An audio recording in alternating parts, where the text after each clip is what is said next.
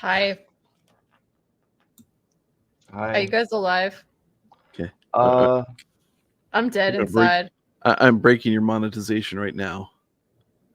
Fuck this show. Fuck it to hell. Right up the ass. So that was quite legitimately the worst 3 episodes of television I have ever watched. And I am not being hype. There's no hyperbole in that statement. That is 100% genuine from the heart. Season 1, episode 8 was like watching Citizen Kane. Yes, it was. Yes, it was. Zach, let We me know did when watch if you episode finish, 2. buddy. Let me know if you finish. Yeah, this is so Oh my goodness. bad. I'm almost at a loss for words. Like, nope. And like we know we have that there'll be a whole corner. Like, I don't want to spend too much time on the corner of the internet clapping like idiots over this. Oh boy. You know, it's like it is a meme at this point. We keep saying like it's worse. It keeps getting worse. It's worse than I thought. It can't get worse than this. And you know, the only good thing about this is that we did this like fan fiction challenge, and I wrote like the worst thing I could possibly think of, and it was like, I think I might have won it because I guess that like Rand would try to get Moraine or would get like Logain out of the prison. Lanfear would put him up to it. We don't know that, but I think it's kind of implied. And Moraine would go into the insane asylum. The whole. I feel Logain awful. thing, I didn't want to win that, but the kind whole of Logain excited. thing was pointless. Like, yes, nothing. It was so stupid. I mean, nothing. It's like it's all just pointless. Like, none of it. Like, I feel like nothing happens. Yeah, Like, it didn't go nothing anywhere. happens at Dude, all. like Matt starts in the prison, they open the door, and he just goes back to the prison. And him and Min are still in the prison. And then it's like it's this big scheme all along for like Min to let him out or something. Like, I still think the funniest part about that whole prison part was that he totally could have just went out the window. That was right there. Like, he could have he had enough stuff in there. He could make a ladder up. Well, and the other thing that's crazy about that is Matt getting out and leaving with Min is quite literally the most A to B progress that the show made through all 3 episodes. Yeah. I'm at such an incredible. How you can understand what's next, or what are they progressing to in this? There's nothing stated after 3. We're almost 50% of the way through the season, and nothing has been explained. How many episodes are in character by character, just to confirm that we accomplished as little as I think we did. Like, well, we might as well, right? I mean, I don't even know how to attack this. I mean, we watched. You know what? I feel like I have a rage in me, you guys. Like Logain, I mean, next to Rand, Logain is my favorite character. Not only did Logain get done dirty with Brandon Sanderson's treatment of his character arc, he got raped, and that is just the worst. He got it so bad on both ends. I hate what they did to him. I hate what they made him. I hate how he's just got like, just give me some wine. Like, I'm right there with you, Logan. This shit is so bad. It's like we just need massive amounts of alcohol to cope with it. And also, did you guys catch how like not Logan, Matt was talking about how like he said something, it's like I can only deal with this like being drunk or something. That was hilarious, but yeah, Salty's on the road right now, so no Salty tonight. So Salty, I'm not sure if he's even had a chance to watch it yet. So, but I'm sure there'll be plenty of reviews. What's that? He has? Did he watch it? No, he hasn't. Yeah. So I'm sure there'll be plenty of reviews from there. But I mean, I don't know. I think the freaking, you know, it's one of those things. I don't know if we go character by character. The funny thing is this is supposed to be a Great Hunt Dragon Reborn show, and Rand is hardly in it. Yeah. Yes, Shiriam has more time than Rand. The 3-second clip in the first episode. Yeah. They were from putting up the contractually lamp, obligated to put in. Like, they can't have him as a union actor listed as a main character and not have him in every episode. The only look at him that we got was because they contractually had to have him in that episode. They would have cut him completely if they could. Did Perrin make a decision? No. Nope. I mean, he literally he started out on the road. He emailed a letter. Yeah, they walked into the town. postman of the real heroes, man. That shit got there instantly. They walked into a town. He realized he had plot vision, so he can see. What is that? When did that? Yeah, what was? When did he just like see what happened? Plot vision.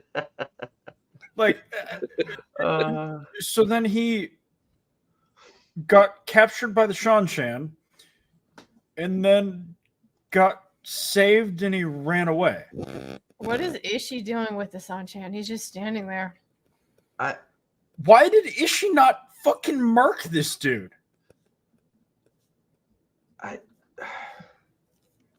Well, marking is a thing from the books. It's not from the show.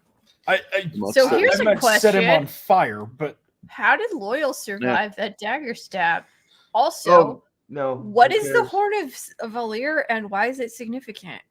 Because we didn't really hear anything about it until episode 2 in that market scene. And the hunt for the horn is a construct to kill people. It's not really. No, the hunt for the horn is this great, plot by the rich people to fool the poors into going chasing and throwing their lives away. You know. Yeah. I was like, woohoo! Communist propaganda. Like, thank you. Completed the arc for this series for me. So Perrin did nothing. Matt sat in a jail cell for 2.5 episodes, then got out, saw Egwene crying, and said, "Fuck this bitch." Which I did too. That was the funniest part. He walks off. Yeah, and I found an answer to my question. The people having a threesome was Alana and her 2 warders. Of course. Yep, there you go. Thank God we got that resolved. Alana's a hoe. I'm just going to say it. She is a nasty, dirty hoe, and she wants everyone to have sex with her. And it's disgusting that almost every scene in this show has some kind of sexual subtext or context. It's like everything is innuendo. Everything is just, it's gross. Like, just stop. I am getting a shower after this. I feel fucking dirty just listening to these people talking on this show. The awkward sex scenes with Rand and freaking Lanfear, and it's like this is Rand. Can we just make sure to note that this isn't singing for your supper. This is like screwing for your supper. Like, this is like, okay, Rand, well, your rent is due. Rand, your rent is due here. Your rent is due. Hi.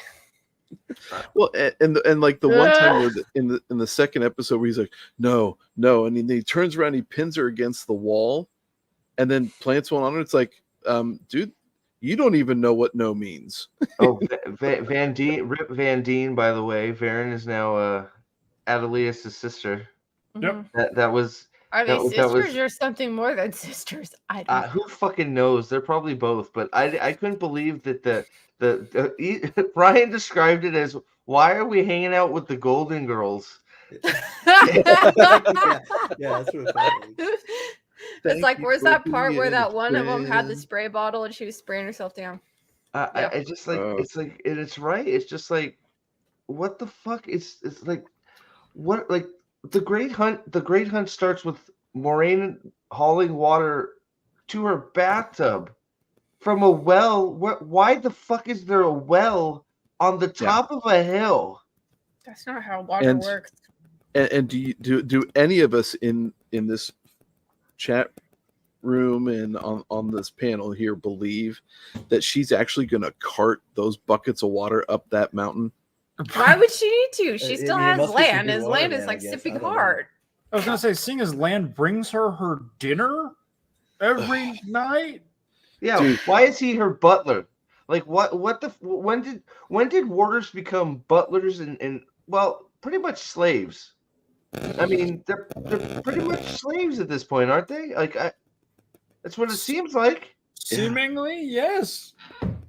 I mean, What else am I Land good so for? far gets the award for being done the most hard in this in these 3 episodes.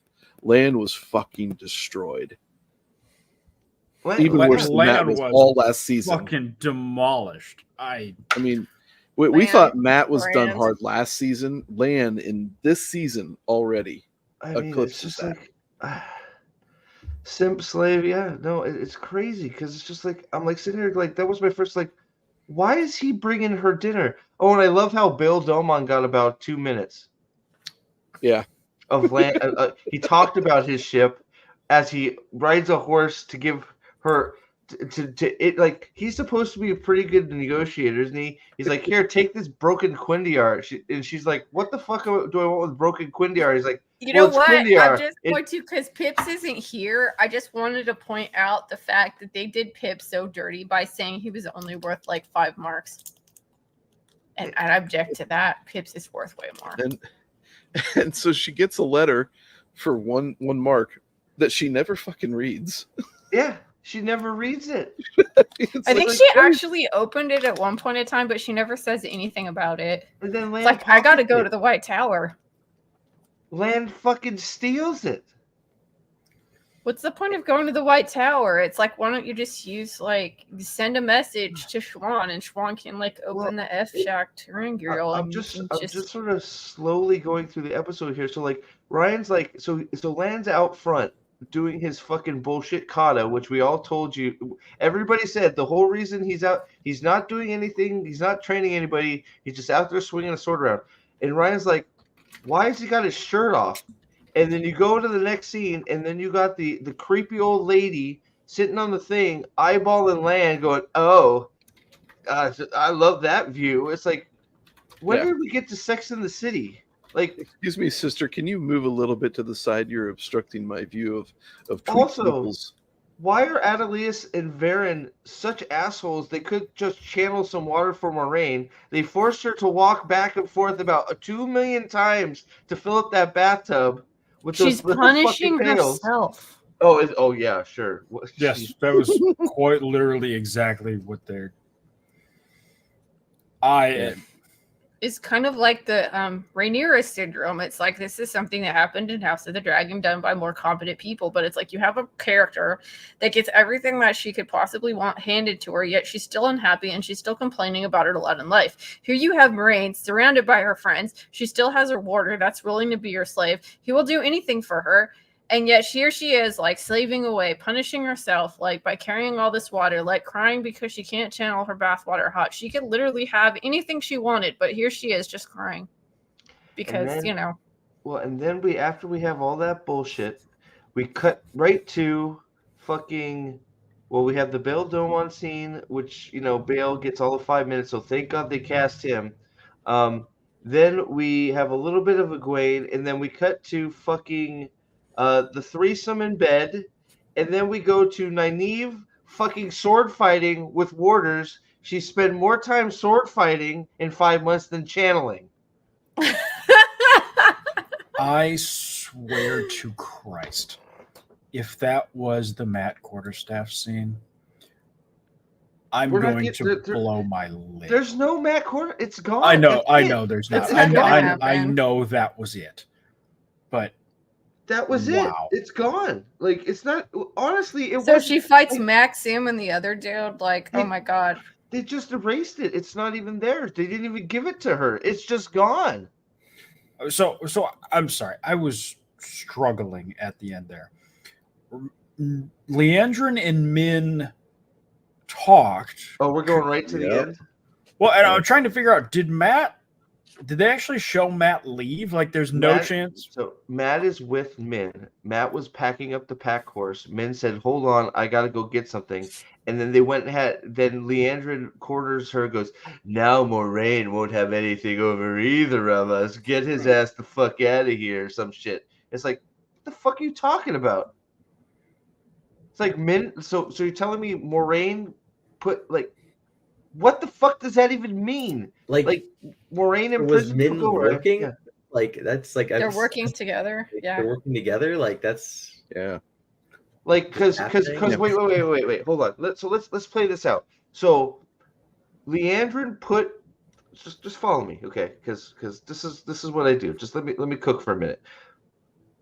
Liandrin put Min in an adjacent cell to Matt because Liandrin knew that Matt was going to pull the bookcase away from the wall and do Shawshank Redemption Andy Dufresne and cut the stones out of there to try and escape, only to find Min, who she is planted in the cell next to him because she knew that Matt was going to try and tunnel out via behind the bookcase instead of piling up some furniture and climbing out the very fucking big ass window that he could have climbed out of.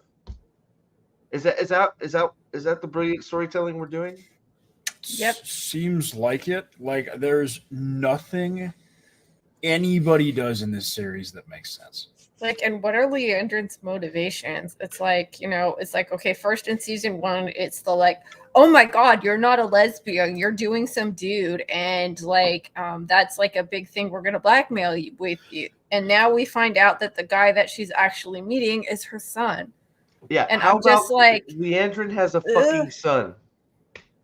Yeah, a 90-year-old son. So play that out too. So now Liandrin has a son that is dying.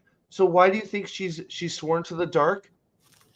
To save her son, give her son immortality. Yep, and now and that's gonna be her redemption arc. So what's gonna happen is she's gonna sell herself to the So she's gonna sell her soul to the Dark One, or she already has. Her son's gonna die, and then she's gonna go and be redeemed because she's like, you lied to me. You said you'd be able to save my son, and my son is dead. Blah blah blah blah blah. Yep. Yeah, it's gonna be just as bad as like the third like prequel too. And does anyone for a second believe that she actually gave a shit about Nynaeve? No. It was very bizarre. I couldn't how does she want to train her? Like, what does she think she's gonna do? Like, there's no subtlety in this. It's just, okay, we need to have her do this. It's like plot points, but they don't actually work up the character development. Like, if Liandrin had said something, if Liandrin had some kind of plots, like, I'm going to try to like recruit this girl into the Reds, and she was trying to do some favors with Nynaeve, and it was just so weird. It's like, Nynaeve never starts off as a novice. Why is she a novice here? Yeah. But because you got to get tower shit out of the ways before. Go ahead, Nate. Sorry. Right. So they have her little one training scene. Then Nynaeve follows her to her son's place, and she tells her to get the hell out of there before she kills her. And then she gets to Nynaeve's room and says, "I wouldn't be here if I had to do this, but you need to come with me to go through the arches." And then after she doesn't come out of the arches, then tells everybody, "I cared for her. She was. I thought she was worthy of it." It's like, what end are? I mean, stop it. Can we talk about Elaine? What part? Hermione is awful. I hate Hermione. Hermione's awful. Come on. So go ahead, because I want to talk about Uno here, and then maybe we'll have to try and start going through the episode piece by piece here, like. Just because we're all over the place, and rightfully so, because this is a fucking disaster. It's a disaster. But what in particular about Elaine, that she's annoying, spoiled? It just starts like if Elaine had a volume, it's up at like 150%. It's like there's no subtlety, there's no kind of like Elaine is smart. I mean, she's the one that teaches Rand about how to play the dice tomorrow. She teaches, like, she's not an idiot that's just going to immediately go like, well, I'm the daughter Hair of Andor, like blah blah blah, and I'm little pretty princess, like, put my pillows in my room, please. Well, like, she's not like that. Like, straight up, they're getting together. They're hooking up. They're gonna be a thing. They're getting together 100%. Yep. Yeah, because of Egwene's discussion with Alana, where she mistook her for having feelings. That totally sets up that whole thing there. The thing about Elaine is already she's written so inconsistently, because you're right. In the books, she is an intelligent person, but but the first thing she's in there, she is fucking naive as hell and insulting everybody without knowing she's insulting everybody. And then she tells Egwene later on, she's like, listen, I know how things work. Do you? Do you really? I have never seen two scenes right next to each other so jarring as her being the stuck-up bitch, having everybody bring in her stuff, to her immediately realizing and acknowledging that what she was doing is wrong. And like, that was their attempts at making us like her by saying like, no, I'm not going to rat the person out, but you did the bad thing. Like, you deserve to get punished for the bad thing. You don't get credit for getting punished for doing the bad, stupid thing. And it was such an obvious ham-fisted attempt to get you to make you to like her that it made me fucking annoyed by her. Like, good grief. All right, so real quick, so we don't need to talk about shit water because it totally is shit water. You guys saw she picked up all the shit water from the hallway, brought it into the kitchen. It wasn't sewage. It was just like the dump bucket. So like she maybe didn't die of dysentery. Dude, like, do you see what they're doing in those rooms? There might as well. There's all kinds of liquids and shit in there. Like that is shit water. It's syphilis water because she was scraping it off the floor in Alana's room. Yeah, and then they put it on the table. She's like, "Leave that there. We're about to drink this shit." It's like, okay, thanks. Well, no wonder nobody's learning anything under you, Alana. You freaking idiot! Holy crap! We're gonna get to Uno. Trust me, we're gonna get to Uno. I don't want to we're gonna get to Uno. Okay, we're gonna get to Uno. But so I'm trying to get some order into this. If we need to talk about something, just we'll skip ahead. But so we get through the shitwater scene, and then we have the meeting of the minds in the fucking courtyard where we stand in a circle, and we put grass in there instead of the seat, and it's the same room. Like, have you noticed that? Like, we just watched Nameless lie. Nameless just told us, like, lied to our face and said there's more locations. And the sparring room, the fucking room where they're having their little meeting, and there's another room that are all that same little tiny dinky circle room. There's like Shawan's room. There's like this circle room that was the Emerald seat room. There's the hallway, and then there's the Mount Doom. Nathan's gonna blow up. Go. Did you guys notice that the kitchen and the Maryland seats office room are the exact same dimensions? Moraine's. They just set up pillars in the kitchen to set that all up and make it look different. Moraine's room in Adelace's Manor is the same room too. Mm-hmm. Yep. And Nathan, I actually think if you look at it, that the jail cell is the same as the kitchen and the Amerlins. They just put up the wall to divide the mat side and the min side. Probably. Yeah. Right. Yeah. I can see that. So we have the meeting of the minds, which no wonder everybody just mouths off. Nobody goes. It's like the only way you can go to the Mistress of the Novices is if you bring too much shit to the fucking tower when you move in. If you're a bitch and like you don't want to do the training and you just suck at channeling, you don't got to go to the Mistress and the Novices. But if you bring too much shit, you're gonna get lashed. And and here's the thing, I said it to Ryan. The proper response for Shirion when she said morning or day, and she goes whatever her snippy remark was, Shirion should have said, "Okay, both then. We'll see you in the morning." Well, okay, that's the problem. Is they wrote that not as a smart-ass comment. They wrote it as her being genuine. That was her. They wrote that as her acknowledging fault. Thanks, Max. So, the keyboard smashing fund. Thank you very much. And Mark Clark, thank you. It was so awful. Syphilis water, indeed. Yeah, it's oh my gosh. But so yeah, no, I know what you mean. It was meant to be not like serious, like, but it's like sure, like there were so many easy ones that they just didn't realize. Like, and all of the exposition dumps with the blankets. Ugh. Like, oh my god, you know what looks like it's Western Andorran. oh, like, what's with the? it's from the Two Rivers, and we're not. That's going to be a huge plot point later. When like freaking Morghese and Lelaine are like Two Rivers. Where the fuck is that? Like, Ryan, what did you say to me when you saw the bald Aes Sedai chick? You said something to me that made me laugh. Oh, when did I think it was like something like, when did Caillou get in the White Tower? Caillou, yeah. like short, like the squeakiest voice ever. It's like, what the fuck, man? It's God. Like, we don't want to do too much of that, but that one made me laugh. Yeah. The other thing can we talk about Elaine identifying where Egwene is from based on I was just about to say that. stitching pattern? I'm sorry. Elaine is How many ways are there to sew blankets? Elaine doesn't even know the Two Rivers exist. She's like, is that an Andor? Oh, it must be on the fucking asshole of it. I didn't even know it was an Andor. Yeah, that's what I was saying. She's like, it's Western Andorran. You must be from the Two Rivers, and you're one of my subjects. Like, would you want to be friends with that person? We're gonna be instant friends. Yay. Oh,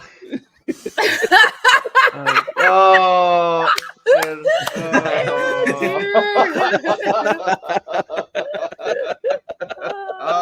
That is you won the internet for oh shit, we went, well, we'll give you yesterday's internet. Oh yeah, okay, so Uno seems to be the talking point. We're gonna get to Uno, don't you worry. But who called it? Who picked that out? Look what they did to my Rob boy. Van Dam picked it out because you could see his dead corpse on the ground, freaking in their promotional images. Thank you. They had the guy deep throating something in the show, right? Yeah, true. I have to ask you: is it anybody else? Did the horse riding look really weird, or is it just like, I know that's a tiny nitpick? I get that, but it looked really odd to me. I couldn't see any of it. It was just looked really so weird. Dark. It was like the horses were riding them. They're just like, it's like, what is happening? Yeah, Max for $5. This is for Alex, Steve. You distribute the rant for reading my super chat. Shame. Oh, sorry. Also, should I watch the show as an outsider? If you would like to, I don't know if your brain might not handle it. I don't know. It's boring. Don't. I mean, like, I have to say, like, first of all, some of these episodes were longer than they've ever been, and why were they an hour and 8 minutes? But like, it felt like everything felt like it was rushed, but at the same time, the pace was so slow. Dude, well, Ryan, I think that's actually a really good way to describe it. Rushed, but felt really slow because it was It was like, oh my god, it's been like 10 minutes. It feels like I've been here for Brian like 2 said days. We were a half hour into the first episode. He's like, how much is left? It feels like it's been an hour. And I'm like, it's only been a half hour. It's like, woof, holy shit. At episode, I forget if it was 2 or 3, somebody in the Discord said 35 minutes left in the episode. And we're like, I actually had it up on my phone. I was getting ready to text you like, we're almost done. When he said there's 35 minutes left, from all over the country and the world, I heard the of everybody on the Discord as they read that message. It was devastating. Yeah. So we go from the meaning of the minds in set 4.0 with the grass in it. Then we get our first look at the Shinaran crew. Now, when we were introduced to them, did anybody else feel like I couldn't tell who they actually put in charge at first. It sounded like they put Uno in charge. Then they said something about Ingtar and his new sniffer, like Ingtar was the sniffer, and I'm like, Ingtar's the sniffer. What the hell are you talking about? The sniffer, and then Elias shows up. Oh, I guess he's the sniffer because that's the only thing that makes sense. But honestly, they don't say anything. They did. There was one line of dialogue where Ingtar says, "We're going to meet the new sniffer that Agelmar hired." Which, speaking of which, Agelmar made it. Yeah, that dude took a fucking spear through the chest. What else alive? We're not gonna. Yeah, we're not gonna address. I couldn't believe they addressed Rand at all. They actually did for like 5 seconds, but we're not gonna address any of the deaths or any of the Loyal is just perfectly fine. The whole Shinaran crew that's there, except for Messima, like who's the best guy in the group, by the way. He's badass. Mm-hmm. He can actually sword fight because he was in another show that's actually good called The Last Kingdom, where he actually did sword fighting and shit. So if you watch his choreography and his fights, they actually look competent. Just saying. And you know he's Messima, so you know we all know why he's the best guy in the show right now, right? For anybody who hasn't read before, you don't know what I'm talking about. But on the name. Yeah, on the name. But like I got so confused when they were like I said to Ryan, it's like, is Uno in charge and Ingtar's the sniffer, or is like I thought Elias was gonna be the sniffer. And then Elias shows up and he's like, I'm taking over as plank of wood from Perrin. And then he walks away. It's like, what the fuck was that? Like So, like, yeah. So Elias was never a plank of wood. Like he was regularly laughing. Yes. And like energetic, cool. Yeah. Yeah.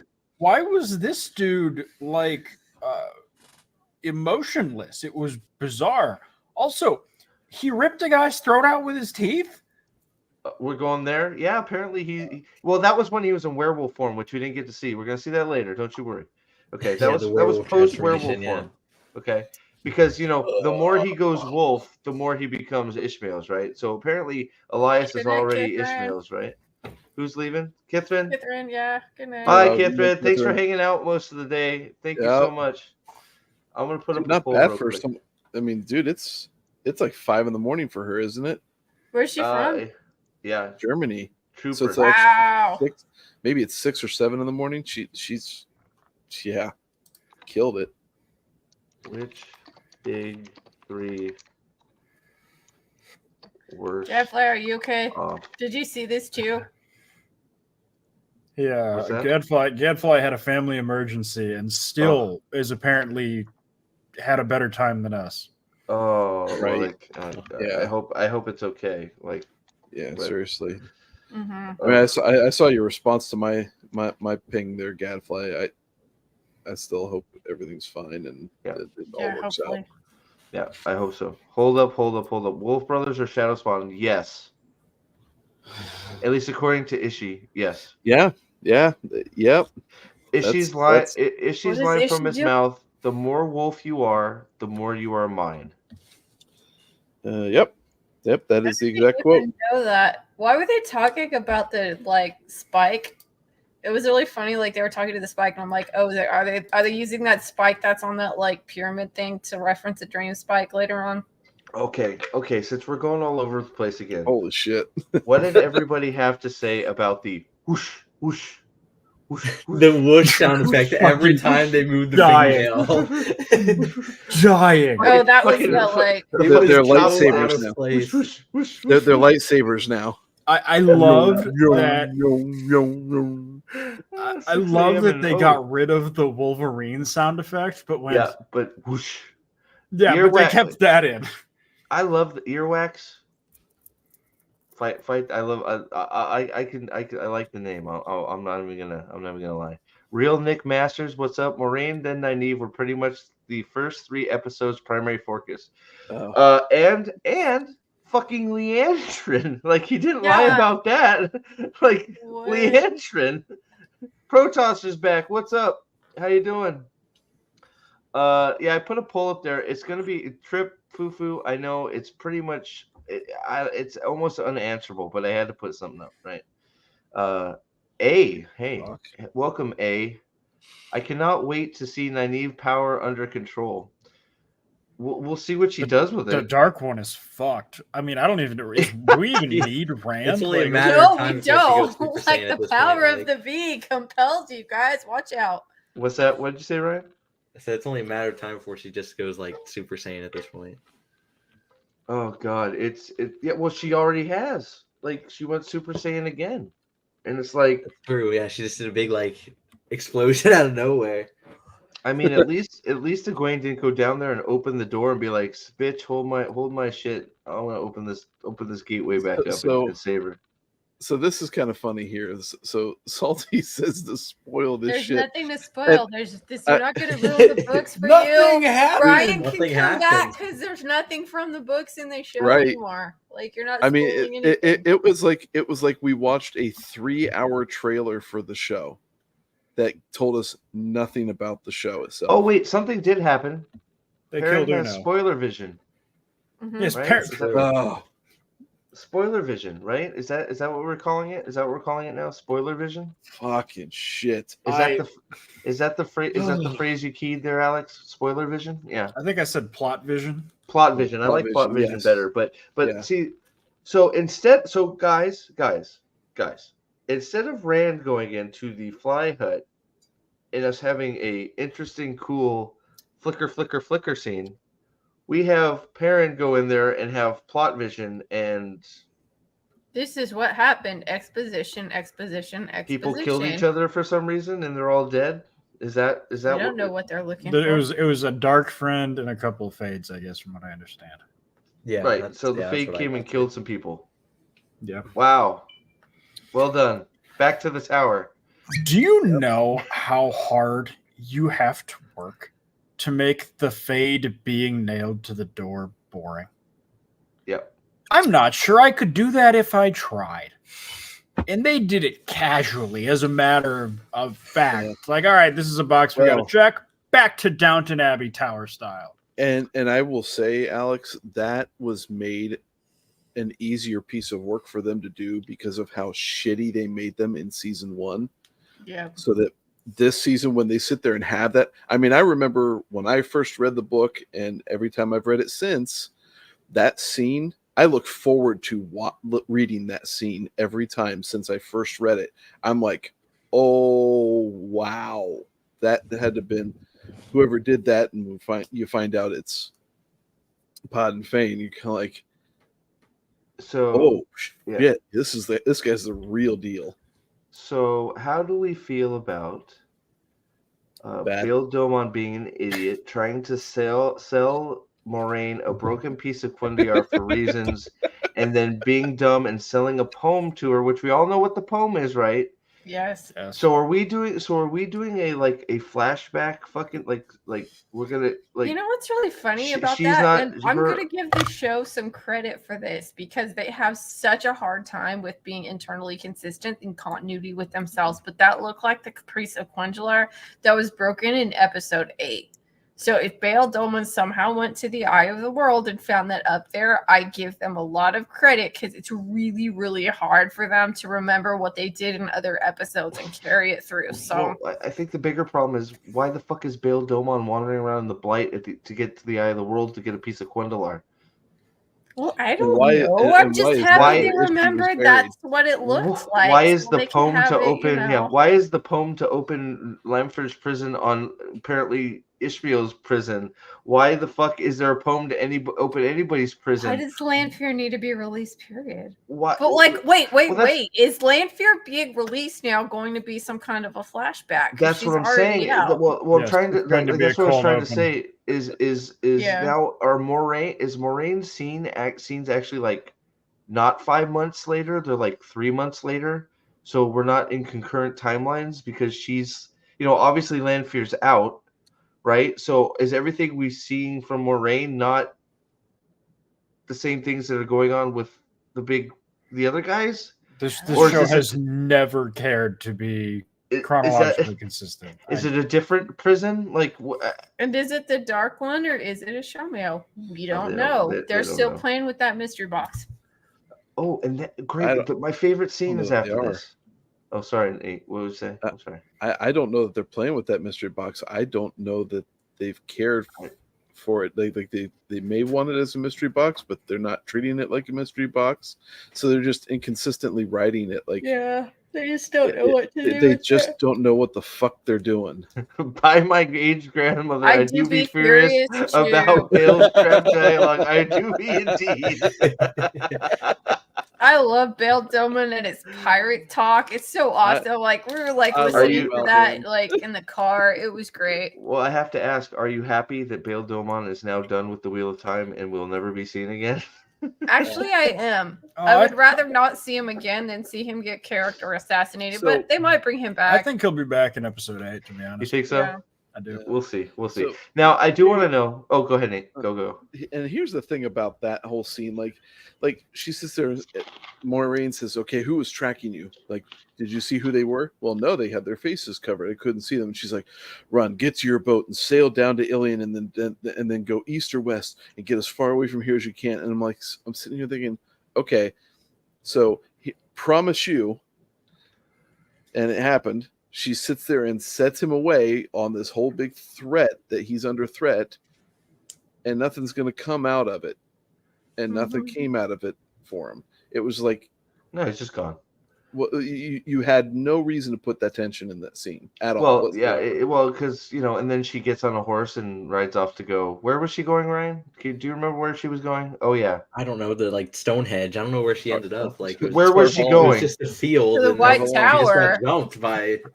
Because she's been banished, right? That seems like the best place to go. Well, she was so on her I way to guess the rock it's like- field.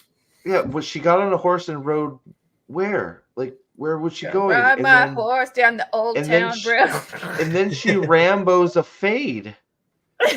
Why was he Oh, just man. chilling? He was just like chilling on the other side of the rock. I was I- I couldn't believe she killed a fade with the nut. Like a She butter snuck knife, up on a dude. fade. Stuffed it in his chin. Like, The wow. fade was in the shadows, and she snuck up on the fade in the shadows.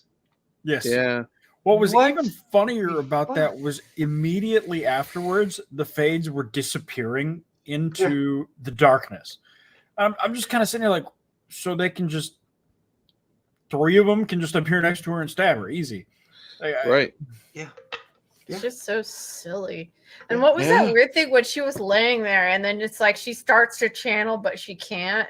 It was Oh, a that fake was- out. It was It was fucking a fake there. out. It was a fake out. It was a fake out Yeah. because it was a fake out because then Varen shows up and does the Oh, fire sword so thing. she just starts channeling, but then Varen shows Yeah, up. So she channels stops. over by Moiraine's hand. Yeah, she's trying to channel and she can't, and then Varen. But takes it'll the be fire. fine because we'll Yeah. find out she's just been shielded and she will get her magic back. Yeah. Yeah, so I Varen- bet yeah, like she'll find out like, oh my god, she was healed by Nynaeve Right. the entire time. yeah, But, Varen, but Varen takes she's the fire she's from that her- much her of a pants, bitch to sit there and fake Moiraine out by making Moiraine think that she's channeling again, and they're like, Moiraine no, sorry, deserved that it. was me. yeah. But why did we light the sword on fire instead of just lighting the fades on fire?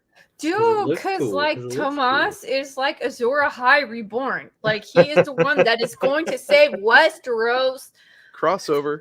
from the Night King. Oh God, We No, know they- this. so- The dragon has 3 heads. It's Egwene, So Nynaeve, and Daenerys Targaryen. It There is you go. known. So don't forget that again.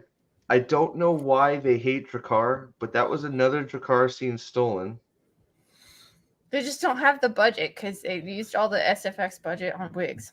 You're probably yeah. right. Yeah, that and craft service and all those outfits in that fucking one That awkward scene, as dude, fuck that Carrion dinner random scene. scene in Carrion, which Was had that no so? explanation. Oh my gosh! Like, So was we'll that get- all just to get Logain wine? Yes, that was literally a Literally, video I game wanted- fetch quest. I Yeah, the wanted- entire point of that I was wanted to to get get in red. Fetch Totally quest. not relation to Fetch Dornish right at all. Like, Yeah. All right, so let's bring it back here. Episode Yeah. 1. My favorite scene is when they are after they spar, and they're done with their sword fights. They talk about how much they love each other, and that's why they stayed in the tower. Not because they wanted to be warriors, we're just and, so you in know, love and our but happy they fell little in love, so they polycule. stayed in the tower and endured all the training because, Because love We're in conquers love. all. yeah, love conquers Yeah. all. That's true. The power of love. That's And- the and Beltane Jackson- discussion bullshit. You know what mean- really bugs me about Beltane is like, okay, so in the original story, it is sort of like a spring festival. It's like everyone's the winter's ending, which is really what Beltane is. It's like a pagan holiday. It's on the wheel of the year, and it's like the first summer festival, right? And I, as a witch, I'm very, very angry that they decided to subvert this religious festival in this way and taking it in this stupid show and making it basically Samhain, which is a festival for remembering the dead and ushering the dead spirits on to the next world. So you're taking the festival of life and making it a festival of death and then doing this sort of like harkening back to the first freaking episode of the show and further just subverting the meaning. They subvert everything in the show. I hate it. Yeah. Oh, no. So stop appropriating my culture, okay? Well, and the other thing too with that letter too is that Perrin says in the letter, he makes this stupid shield analogy with the troops. The shield protects you, doesn't protect your whole body, but when you're in a group, it does, and that reminds me of us. Yeah. And I'm thinking, what happened in season 1 that made you think that you guys work as a fucking team in the first place? God, I know, right? They never did. Like, they just can't. I loved that they showed them, like, they became friends off screen. Like, like, legitimately, the 5 months that happened off screen seemed like a more interesting show than the first 3 episodes. Yes, definitely. Yeah. Did anybody think when Egwene was in Alana's room that Alana was getting ready to pounce on her and just take her right there? She was totally gonna peg her with her clit. She was just totally going to fuck her, and everything about that scene was like, "You'll be fine as soon as we have sex with you. You'll be just perfect." It was creepy groomer shit. That's been this like ongoing theme in the show. Like she said, "Don't worry, my warders wash this after each use." Yeah, so disgusting. She's sitting there eating pomegranate and be like, "Oh, that's not what you talk about." That's all I think about. Yeah, and what's the symbolism of a pomegranate? It's what Hades gives to Persephone to tie her to him. Oh. And it keeps bringing her back. That's why she has to keep coming back into the to the underground, because that was a symbolic thing.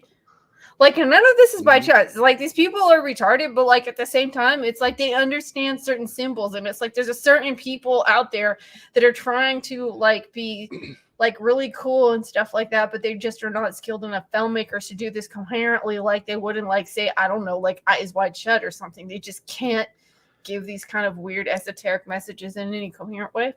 Yes, first of all, great reference. The pomegranate, awesome color. Yeah, like everything she eats. I mean, first of all, like eating is a highly sexualized thing. It's like the carnal pleasure of food is always and has been related to sex. So every scene that Alana's in, she's eating something, and she's eating a pear. She's just like kind of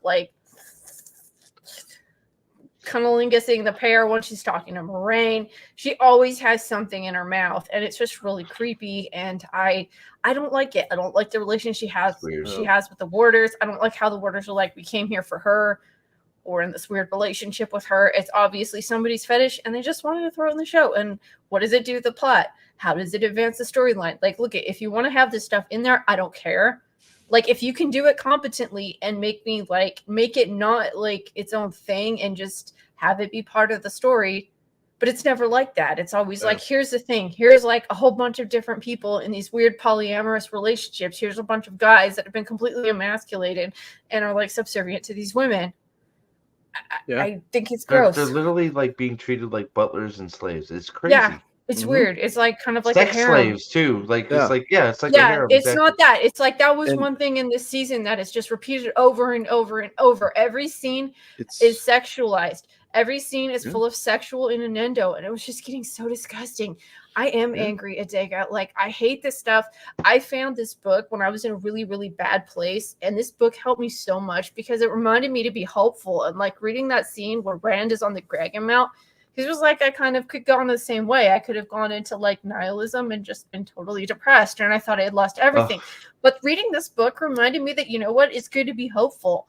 And sometimes you have to make the decision to be hopeful, and making that decision is sometimes even harder than just giving into that, because you really have to fight for things that are good. And I really like that in this book, and that's why I like Lord of the Rings and stuff. And you know what? I was like, saying the same thing with Lord of the Rings and like Rings of Power when that came out. But at the same time, it's like, this means more to me because there aren't that many people standing up for Wheel of Time. So, no, that's the problem. Sorry, go ahead, Nate. Oh yeah. And like how the warders are treated is in particular, I'm going back to Lan. He is Moiraine, and I know that the shills will sit there and say, well, she was doing that to drive him away. But she's been doing that since the beginning of season one, treated him like shit the entire time. And it just got intensified to up to 11 with these first few episodes. And then he gets told by everybody else at the house, well, Lynn, I think you're taking this too personally. Like, excuse me? Fuck off should have been the response. Yes. But no, you how about you just sit there and listen? That's all Lan does is fucking listen. Yeah. You yeah. I was gonna ask you about the guard. Yeah. What like Jesus. Like, isn't that bad? Because you see in New Spring, it's like Lan and Moiraine work well together because they keep each other in check. Like, Lan keeps Moiraine from doing some really legitimately dumb shit, and she keeps him from doing dumb shit too. She keeps him from going off and just dying in the blight needlessly. It's like there's a balance there, and they don't understand that. So, Sam, $8,002. Thank you. Just got here. How bad was it? Shit or vomit mixed together, made into a stew out of both orifices. Yep. And then Nynaeve drank it. She did. Yeah, she did. Because there's no other way we could show that this woman is stubborn. I mean, no other way. Yeah. I want to talk about one more thing about that conversation with. Okay, I'll bring this down for just because we've had a lot of people. I've seen the comment a lot, so I want to talk about it. But go ahead, you go first. Yeah, and then we'll get to Uno. If I had told you that in the Amazon adaptation of The Great Hunt, we would be getting told by Alana about the pros and cons of double penetration. That's a thing that happened, and I don't know what to do with that information. Yep. Well, so hold on too, and I want Salty's in the chat. So like he said this over and over and over again.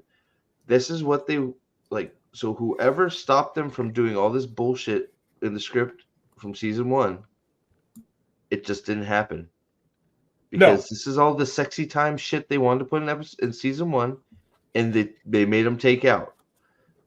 Nobody. So Sanderson definitely not involved anywhere in any of this. That's so anybody that thinks that Sanderson's involved anywhere except for getting his executive producer title, no way. Yep. Not even close. So I totally think he's right. Whoever was fucking there to say, hey, what the fuck is this? You need to rewrite that shit. They either didn't give a fuck to make them rewrite it because they didn't have time, which seems weird, or they just didn't care. They just said, okay, do whatever you want. Because that's what all this is. They got the shippy treatment and we're dispatched. I guarantee you. Know what's really awful? You know what I feel the worst for in this? Harriet. I feel so bad for her, knowing that she's seeing her husband's legacy be utterly destroyed, and she can't say a damn thing about it because the last time she did, she got sued all to hell. Yep. Mm-hmm. Yep. And yes, Mahalaner, he is still given. He's still getting his credit, but I doubt he's zero to no input. Right. If you get bored and you want to take off, man, you can. Don't feel obligated. I'm glad you're here, but all right. So. It's been in chat a few times. Salty, I know he just saw this. So we were right. Uno is dead again. The number one. So first of all, I want just let me talk for a minute because it really they didn't address any of the shit that happened at all in the throne room. They have not said. I don't know if they've actually even said what the Horn of Valyr does. They don't know. They've never explained what the Horn of Valyr is or why it's significant. We still don't know what Ta'veren are. We don't know why anyone is being held. Like, why is Matt being held? Like, the way that they dealt with his actor leaving was so bad.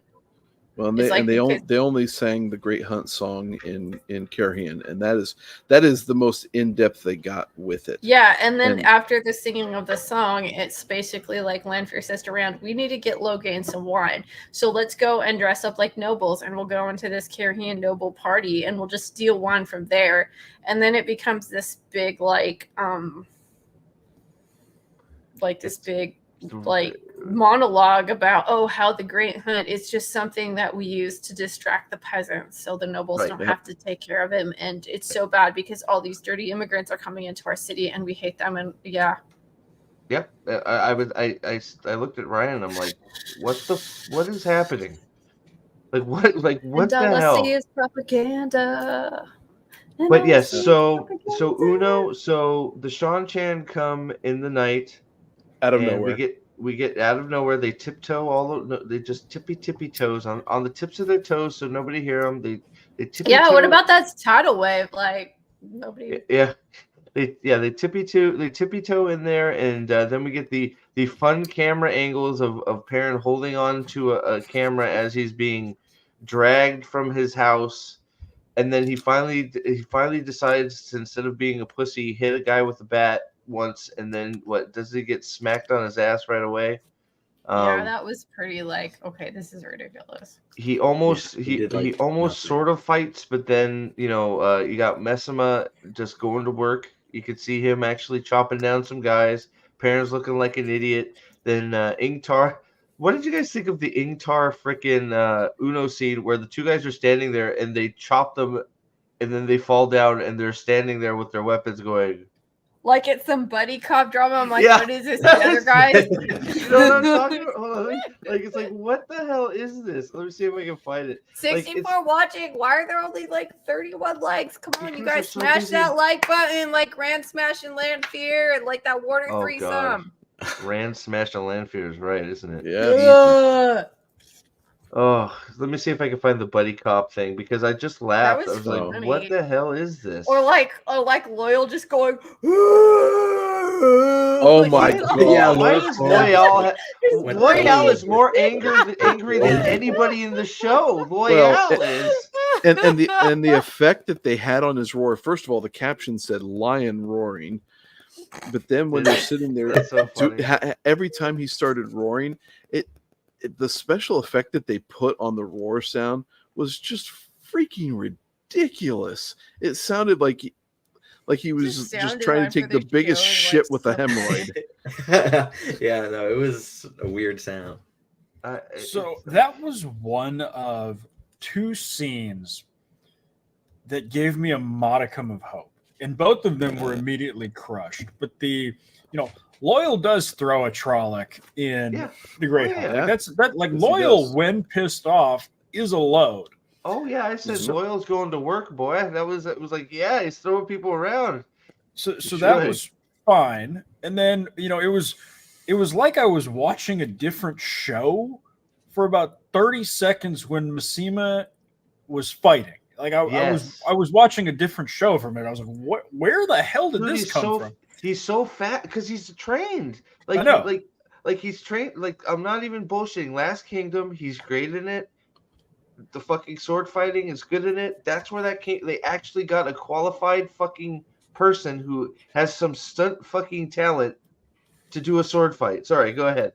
So those two things happened within 2 minutes of each other. So I had 45 seconds of good in about a 2-minute period. So I was kind of focused, and then it was back to trash because the fucking Damani showed up and wiped them. Because this show has a fetish for men fighting, and then the women come in and beat all their asses. Yeah, and can we just talk about how creepy it was that one blonde Domine was this total little kid? Yeah, that was weird. Weird. Why does a show have such weird things with little kids? One of the weirdest things that they did in season 1 was why was Else Grimwell de-aged? You're looking at a character that both Rand and Matt are sexually attracted to, and then they decide to make her some minor chick that Matt finds outside and they're doll, and it's just really creepy and predatory. I have no words. We're gonna risk it. Here we go. Okay, here we go. I don't know if you'll be able to hear it, but we're gonna risk it. Here we go. Bro. Oh wait, we're too far. Wow, hold on. Let me get closer. He gets dragged for, I swear, it must be 90 seconds. for a guy who is like, and then he starts punching 6'5", the metal helmets of the 250 pounds.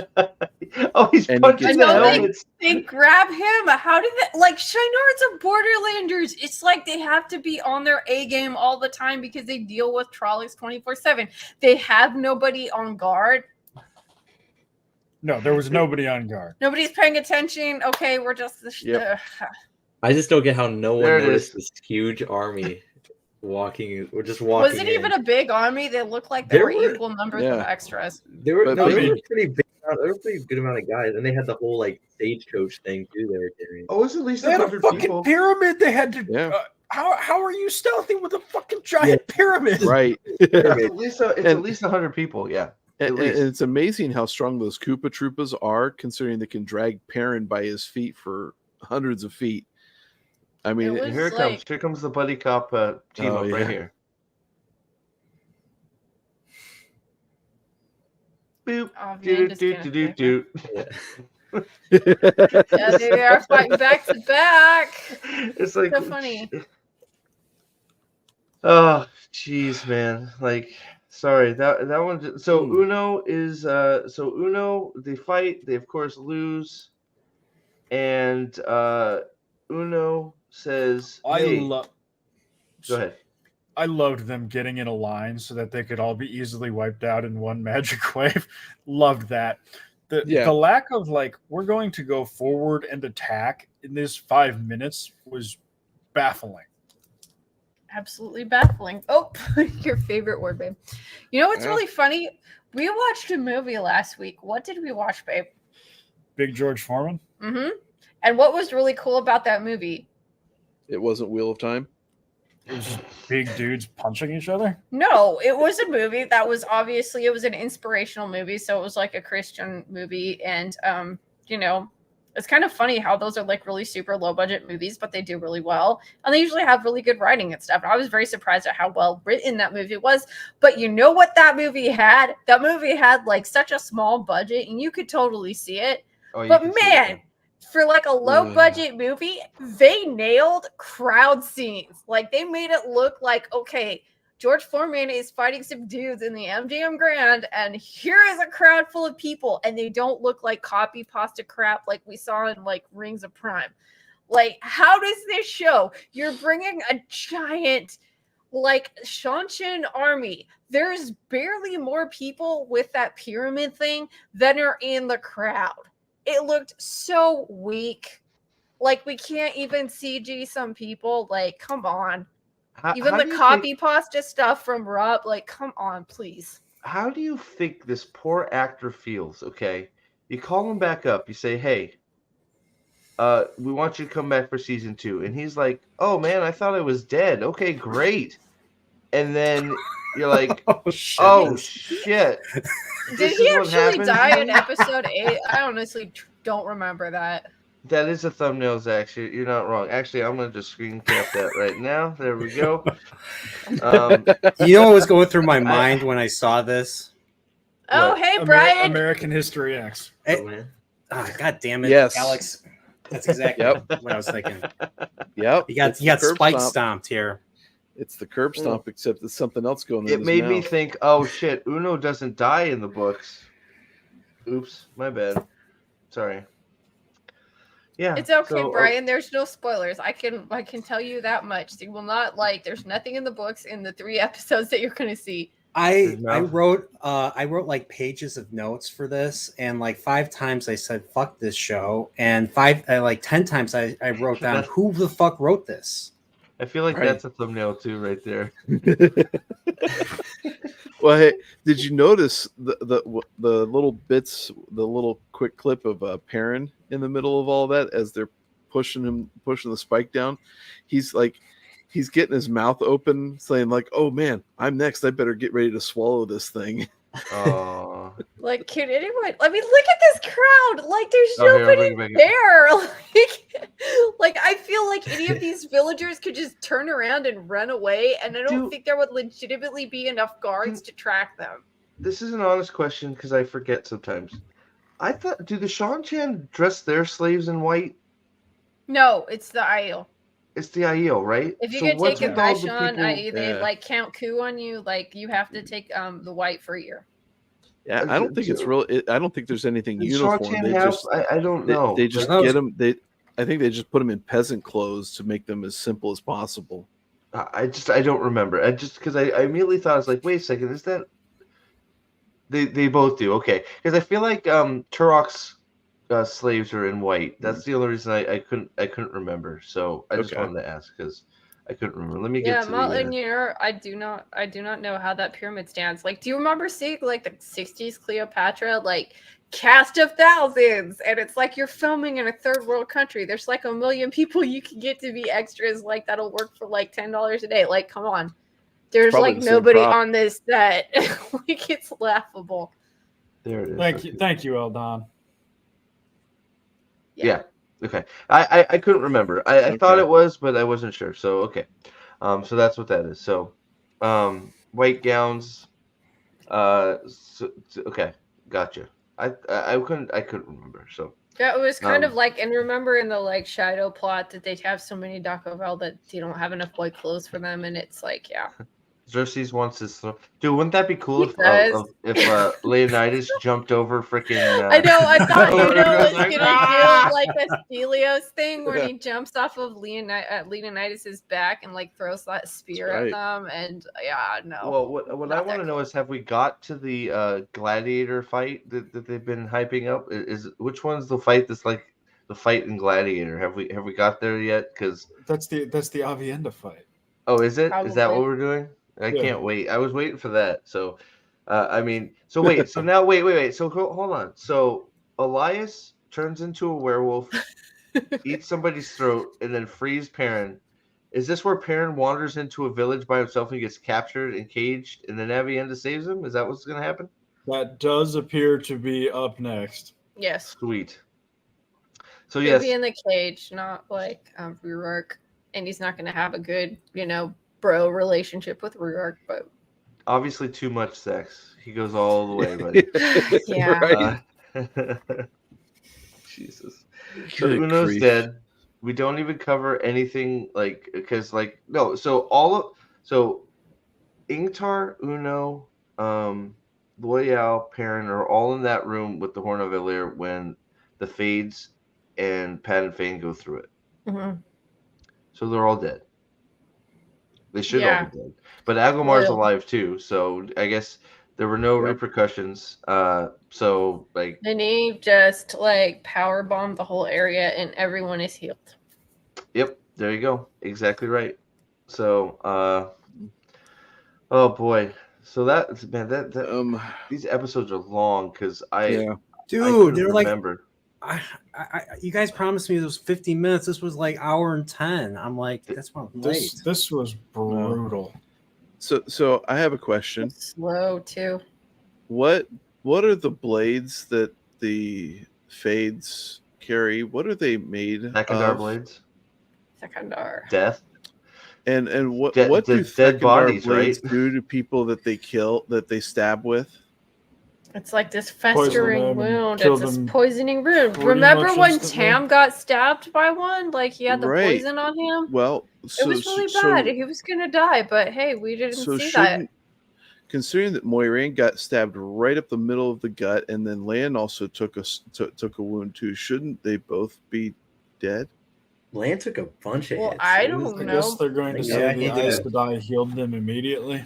Yeah, it's kind of like, how Ashoka gets stabbed by a lightsaber and she's just fine the next episode. Dude, I don't know. I haven't watched that show. I don't watch it either, but don't watch it. I'm not. Watch it. So wait. So why did Perrin need a smelling coach?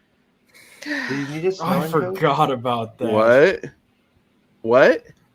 Oh, you guys didn't hear about this? They hired some person to show Perrin how to look realistic while sniffing. What? Who did they hire? Joe Biden? Like what?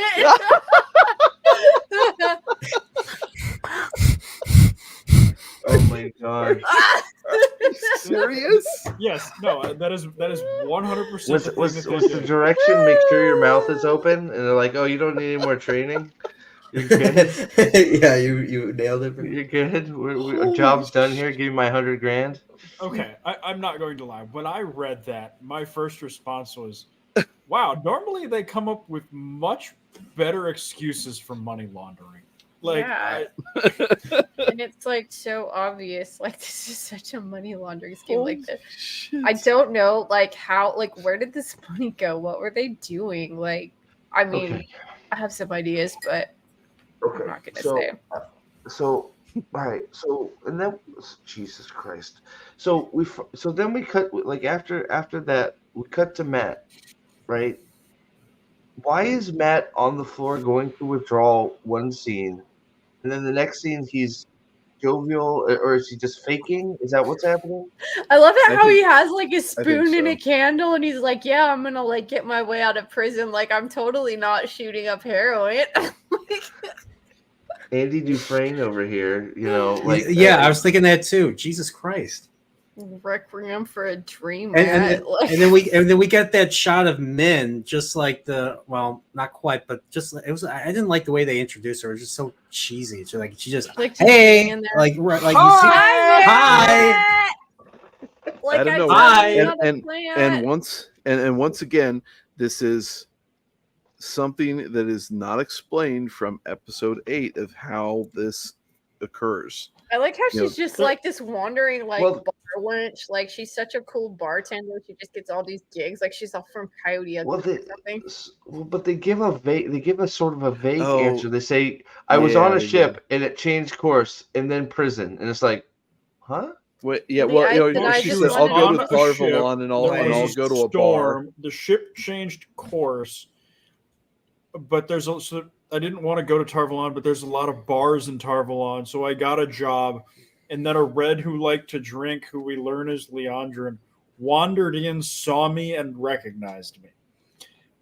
Well, okay, yeah. So that's okay. Complete Sorry, nonsense. Complete nonsense. Yeah. But I skipped something. Because it looks like it was a story because they planted her because they knew Matt was going to dig through the wall and get Min out, right? Because that's what people do. They dig through walls, right? Dumb. So real quick, again, refresher, because I couldn't remember. I thought I knew. When Pat Fane leaves with the Fades, he has some. Does he have a Shinaran, like some Shinarans in tow, like he took with him, or is there no Shinarans with him? We didn't see anything like that. Okay, so the dead Shinaran, is that the one? Are we supposed, because they showed the clothes? Is that a bait? Is that a fooled you to try and get you off of? You know what? If I had to guess what's happening, yeah, I think it's a like redirect, but like I think it's definitely the same skirt that's from the like Dark Friend social. Right. Okay, just making sure. Do you think Intar? So you guys think this is simply they're trying to deceive us into thinking, oh, maybe he's not a Dark Friend in this version? Maybe, yeah. I mean, it couldn't have been any more obvious with the you shouldn't judge Padden Fane too hard. You never know. It's like, why is he like that trying to was defend so this? funny. It's like, we had this discussion on the Discord when me and Alex were listening to The Great Hunt, and we're realizing like Egwene is like one of those liberal women that's like, oh my gosh, we should try to save these people that hate us and are like actively destroying our cities and are violent towards us, and we really just need to take care of them. And then those people like beat them up or whatever, and they're like, why is this happening? And we're just like, okay, like she's literally doing that. And then they gave the story to freaking like, what was it, Ingtar? Yeah, Ingtar is freaking. And then like parents sitting there like, man, I knew Pat and Fade. It's like we had drinks together, like they were acting like they're best buddies, and it just didn't really work for Perrin. But I don't know, he's so feminized. Like I guess it works. The whole Pan Fane thing. When they were talking about that, I was like, oh no, are they trying to make him sympathetic too? Yeah. So I wasn't really thinking about Ingtar possibly doing that. I probably should have, but I was thinking, are they simply just trying to make him? Oh, is there a reason why he did? Is there a reason why he's doing what he's doing? Well, Matt's Pat Fane now, guys. He stabs Rand, right? I mean, that's the slash. That's slash number 1. Matt stabbing him with the dagger. So Matt, like Judas, look, there, man. If Min's visions come true, like they do in the books, Matt's gonna stab Rand with the dagger. Yep. So Matt's Pat and Fade now. We're giving Matt. Matt's also a coward, and he's evil. It's not the dagger. It's he's evil. Yeah, even Egwene's sitting there crying. He can't even be man enough to go console her and be like, "Hey, what's going on?" And like you can't. Nope, just he fucks off and runs away because polar opposite of what his character really is, right? Well, that was surprising the way that the show writers write this show. I'm surprised that Matt didn't go over there and try to console her just so he can get in her pants. Yeah, I know that. That's very surprising. Like, why didn't that happen? Missed opportunity. I got a question. Since we're talking about Pat and Fane, I kind of came late, so I apologize. But like the whole Murdrell nailed to the door thing. Why do they think it's Pat and Fane? What is Pat and Fane? I don't think they thought that in the book. Why do the characters in the book think that it's Pat and Fane? And the only thing that I can suggest is, like Pat and Fane seems like he's in charge when he walks in during episode 8. Like he's in the middle, and the two Fades are flanking him. But I don't know why they would think that Pat and Fane offed a Fade if they don't already know that Fane is pants on head insane, which he doesn't seem to be in this. Yeah, and I'm not even sure if Perrin is talking about, well, like, this is this nice guy that we knew. Do they even recognize that he's a dark friend? I guess they do. But he doesn't act like it, right? Because he says, like, oh my God, like, he was the one that let the Trollocs in, and if it wasn't for the Trollocs, Layla would never have died. And I'm gonna take off my wedding ring. And I'm going to put it on my little boat. I'm going to put it on my boat. Oh, wait. No, I can't. No, I can't because I love Layla so much. I love Layla so much. We were in this weird three-way relationship with Egwene. Okay. I'm going to put it back on. Yeah, just after getting bitched about giving, just after getting bitched at by Inkar for giving away their position, he puts a beacon in the water and says, "Oh, hey, nobody's going to see this light in this dark freaking river." And be like, oh shit, there's people here. Yep. I also loved, and I'm calling my shot now. The bit about Layla waving to Pat and Fane. Layla's gonna be a dark friend. Oh yeah, we all know. Oh that's how. Yeah, and Salty, yes, Nynaeve does have an axe at the end of the. Perrin does not touch an axe yet. Nynaeve kills a Trolloc with an axe. Yeah. I have a question. A question. Is it possible? I've only watched season 1 once or twice. Is it possible that Layla could be alive, that she faked her death or something? Or that they brought her back somehow with magic or something? No. She's she got an axe, right? She almost got cut in half. Yeah. Plus, then in the dream, the wolf was eating her intestine. So, she's gone. She's gone. If they bring her, well, I say that with confidence, but Algomar got a spear to the heart. Boyle got stabbed with a dagger to the heart. Tar and Uno were executed by Fades, and Loyal took the shattered logo dagger to the heart. I say all this with confidence, and then So did they start? I don't know if I don't know if I had missed it or not. Did they start off the first episode by saying, like, having something to say 5 months later? Or is that all just covered by Alana saying, for 5 months you've been here? Yep. They don't say, that's wow. Scenes. 6 months. I've been here for 6 months, says Matt. Yeah, so you hear shit like that. Yeah. You get all sorts of crap. Yeah, this is such shit storytelling. I mean, like the writing, it's just like they're it's like over and over again. Like the characters aren't talking to each other; they're talking at each other like the entire time. Like you're hearing things that like people don't talk this way. Yeah, but then again, that's how shows are written now. Rings of Power was worse, but this is bad. Yeah. Caleb Potts, that was at 5 months of Spelltime again. So I guess it's 5 months at the tower, 3 months to get to the tower, and then 3 months of season 1, 4 months of season 1 was the napkin sketch math that I did to make that. Does that even equal 12, babe? Well, I'm giving them plus or minus a month. So Can I want to ask real quick because this is towards the end of episode 1. You have the Fade fight. Did anybody else find Daniel Henney's sword fight with the Fades just horrible, paling in comparison to the little bit of a spar with with Seanchan? Like it looked terrible. Yes.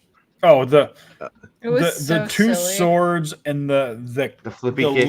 the flip. Like yeah. Oh yeah. What the hell was that? Yeah. Like just. Well, so but I'll put it this way. It looked cool. So Steve, to answer that question, the only time that he's really used the swords for any sort of action fighting has ironically been in episode 1 of each season. And in the first, yeah, that's true. He fought in the fight where Logain's army attacks the camp, but that's true. That barely, but yeah, that's true. God, he gets dude. He got bit. He got slashed. Like Land. Yeah. Like I'm sorry. Like did Land get bit? I like that was weird. Like why was the Fade? So I think it was a Velociraptor. So it's at least the Fate. Look, okay. So I know I'm reaching. Now, of course, Moraine did dispatch of a Fade, which is a giant X against the Fades. So yeah, -1. But at least the other two didn't really go down like huge giant bitches initially. Like they were getting the better of Land. I mean, he takes the head off of one. I don't know. Well, I guess that's too much money to have a body squirm around. Because, and then we have Azora High coming with the slamming sword to kill the other one. But it's like that was my first comment. Yeah. He beheads the Fade. I expected it to just keep crawling around or something. Just put a motor in a fake body and have it move around. No, we couldn't do that either. And then Land basically gets his ass kicked until he gets saved. So but in terms of how realistic his fighting is, I mean, he killed 3 Trollocs in season 1, episode 1 by sweeping their legs or sweeping near their legs with a sword. I forgot about that. So I'm really not expecting much from their fight choreography. I mean, it's just sad because it's like when they do stuff like that to the Fades, they're immediately less scary. If Moraine can kill one with a butter knife, they're not a threat. Okay. Red shirts. You know what I was expecting? I was expecting something so stupid with that. I was expecting her to hide behind the rock, and all of a sudden she turns around, or a Faye will just come into the screen like that. I was expecting some jump scare like that. So I'll be honest, my expectation was subverted. All right, hold on. Not in a good way though. Here comes the flippy kick. Here it comes. Oh no! Look how dark it is. I love how people love the darkness adds to the grittiness of the show, and I'm like, you can't see it. You can't see anything. It just hides all the bad CG, hides all this shitty lighting. It's not good, you guys. Come on. So everybody knows the key to sword fighting is to have your knees locked and your feet twice the width of your shoulder, right? That's the ideal form for being able to move and sword fight. Yeah. Oh gosh. Hold on, where's the flippy kick? Come on. Oh god, jeez. Here it comes. It took so long to get there. It is. Was that it? Did we miss it? Where'd it go? Good luck you finding can't it. see it's it. dark. It's dark. Yeah. I don't want to play the whole thing. God damn. The one where the Fade tagged him, where it had the sword in its hand and it punched him. Yeah, was one of the worst. Jesus, he's just getting. I don't know, man. Yeah. I'll be honest. Covering this the fight scenes at night. I mean, the cinematography is so bad just from the standpoint of they decide to film it at night with 160-watt bulb on set. Yeah, and it's infuriating. And then they to try put this and watch this crazy bullshit. blue LUTs on it, so everything is skewed to the blue. So it's just I thought they fixed the darkness problem, right? Weren't we just told it was fixed and like the scenes aren't too dark and you can see everything that's going on? Yeah, right. Well, according to the producers of Game of Thrones, the scenes are dark and you just need to get a better TV to watch it. Yeah, we were watching it wrong, right? Yeah, it's our fault, right? Like, totally. Yep. Makes sense. Oh, yeah.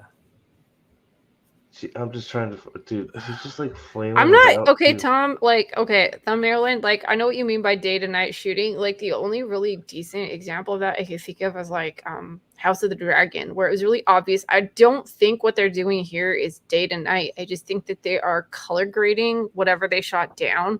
I don't think that's. I think whatever they shot was not in very like high contrast light. Because day to night is a very, very strange look, like when you see it, and I'm not sure if they did that, but they might have. I'm not really sure. Oh gosh, I love the sword tip down in the. I just, man, it's just there was a lot of slow mo in this too, wasn't there? Like, is it just me, or did it feel like there was like a bunch of slow mo scenes? I couldn't tell. Sure. I really couldn't tell. There it is. There it is. I got it. All right, here we go. Oh boy. Here we go. Gird your loins, everybody. All right, here we go. All right, like after he's been decimated, here we go. Let's set it up. Get the rope. There we go. Oh God, yeah. that looks like ass. crotch shot. It's so bad. It's so bad. I don't even know what to say. Yeah, it's like, man. Janon Klassen, thank you for $5. The best day to night and night to day is Yellowstone. Those night scenes are perfect. Yeah, I think that's absolutely right. Yellowstone, I have no problem. We have not got there yet. We've talked about it briefly. Oh, yeah. I feel like we do need to talk about what is going on with Liandrin and how can they not be consistent with this woman's motivations at all. Like, It's Liandrin's, but my son moment. My son, but my boy, okay. So also like for me, right? So she is so pissed. Okay. So she is so pissed off that that Nynaeve followed her, even though Nynaeve gave her something to genuinely help deal with her son's problem. She still backhands her and calls her a bitch and fucking resents. I'll kill you. Good night, Staple Bow. Good night, Staple Bow. Thanks for hanging out all day, man. Take care. No, she'll start off as Black Aja, and then but you know it'll be something like you lied. Her son's gonna die, and it'll be like you lied. Yeah, I'm not. that'll Blah cause her to turn. He'll die, and she'll turn. Legit question: did Rafe do this deliberately to wreck Robert Jordan, or is this the best that Gummy as Clown can do? I just think it's the best he can do.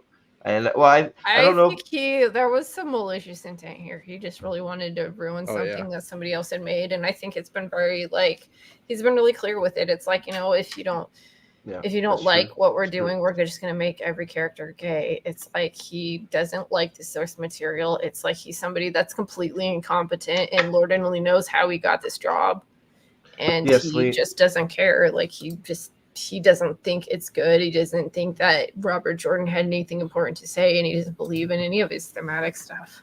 Oh, hey, who liked the prison punch, the toilet punch that Egwene made in her room? Pruno, dude, that was so funny. How did everybody No, that feel was about like, wasn't that Elaine? She's like, oh my god, Elaine like did you've it, never Elaine made it? experimented making alcohol? Like I could just channel and it'll just like speed up the fermentation so fast. Like that is dumb, dude. I brew kombucha. That's not how that works.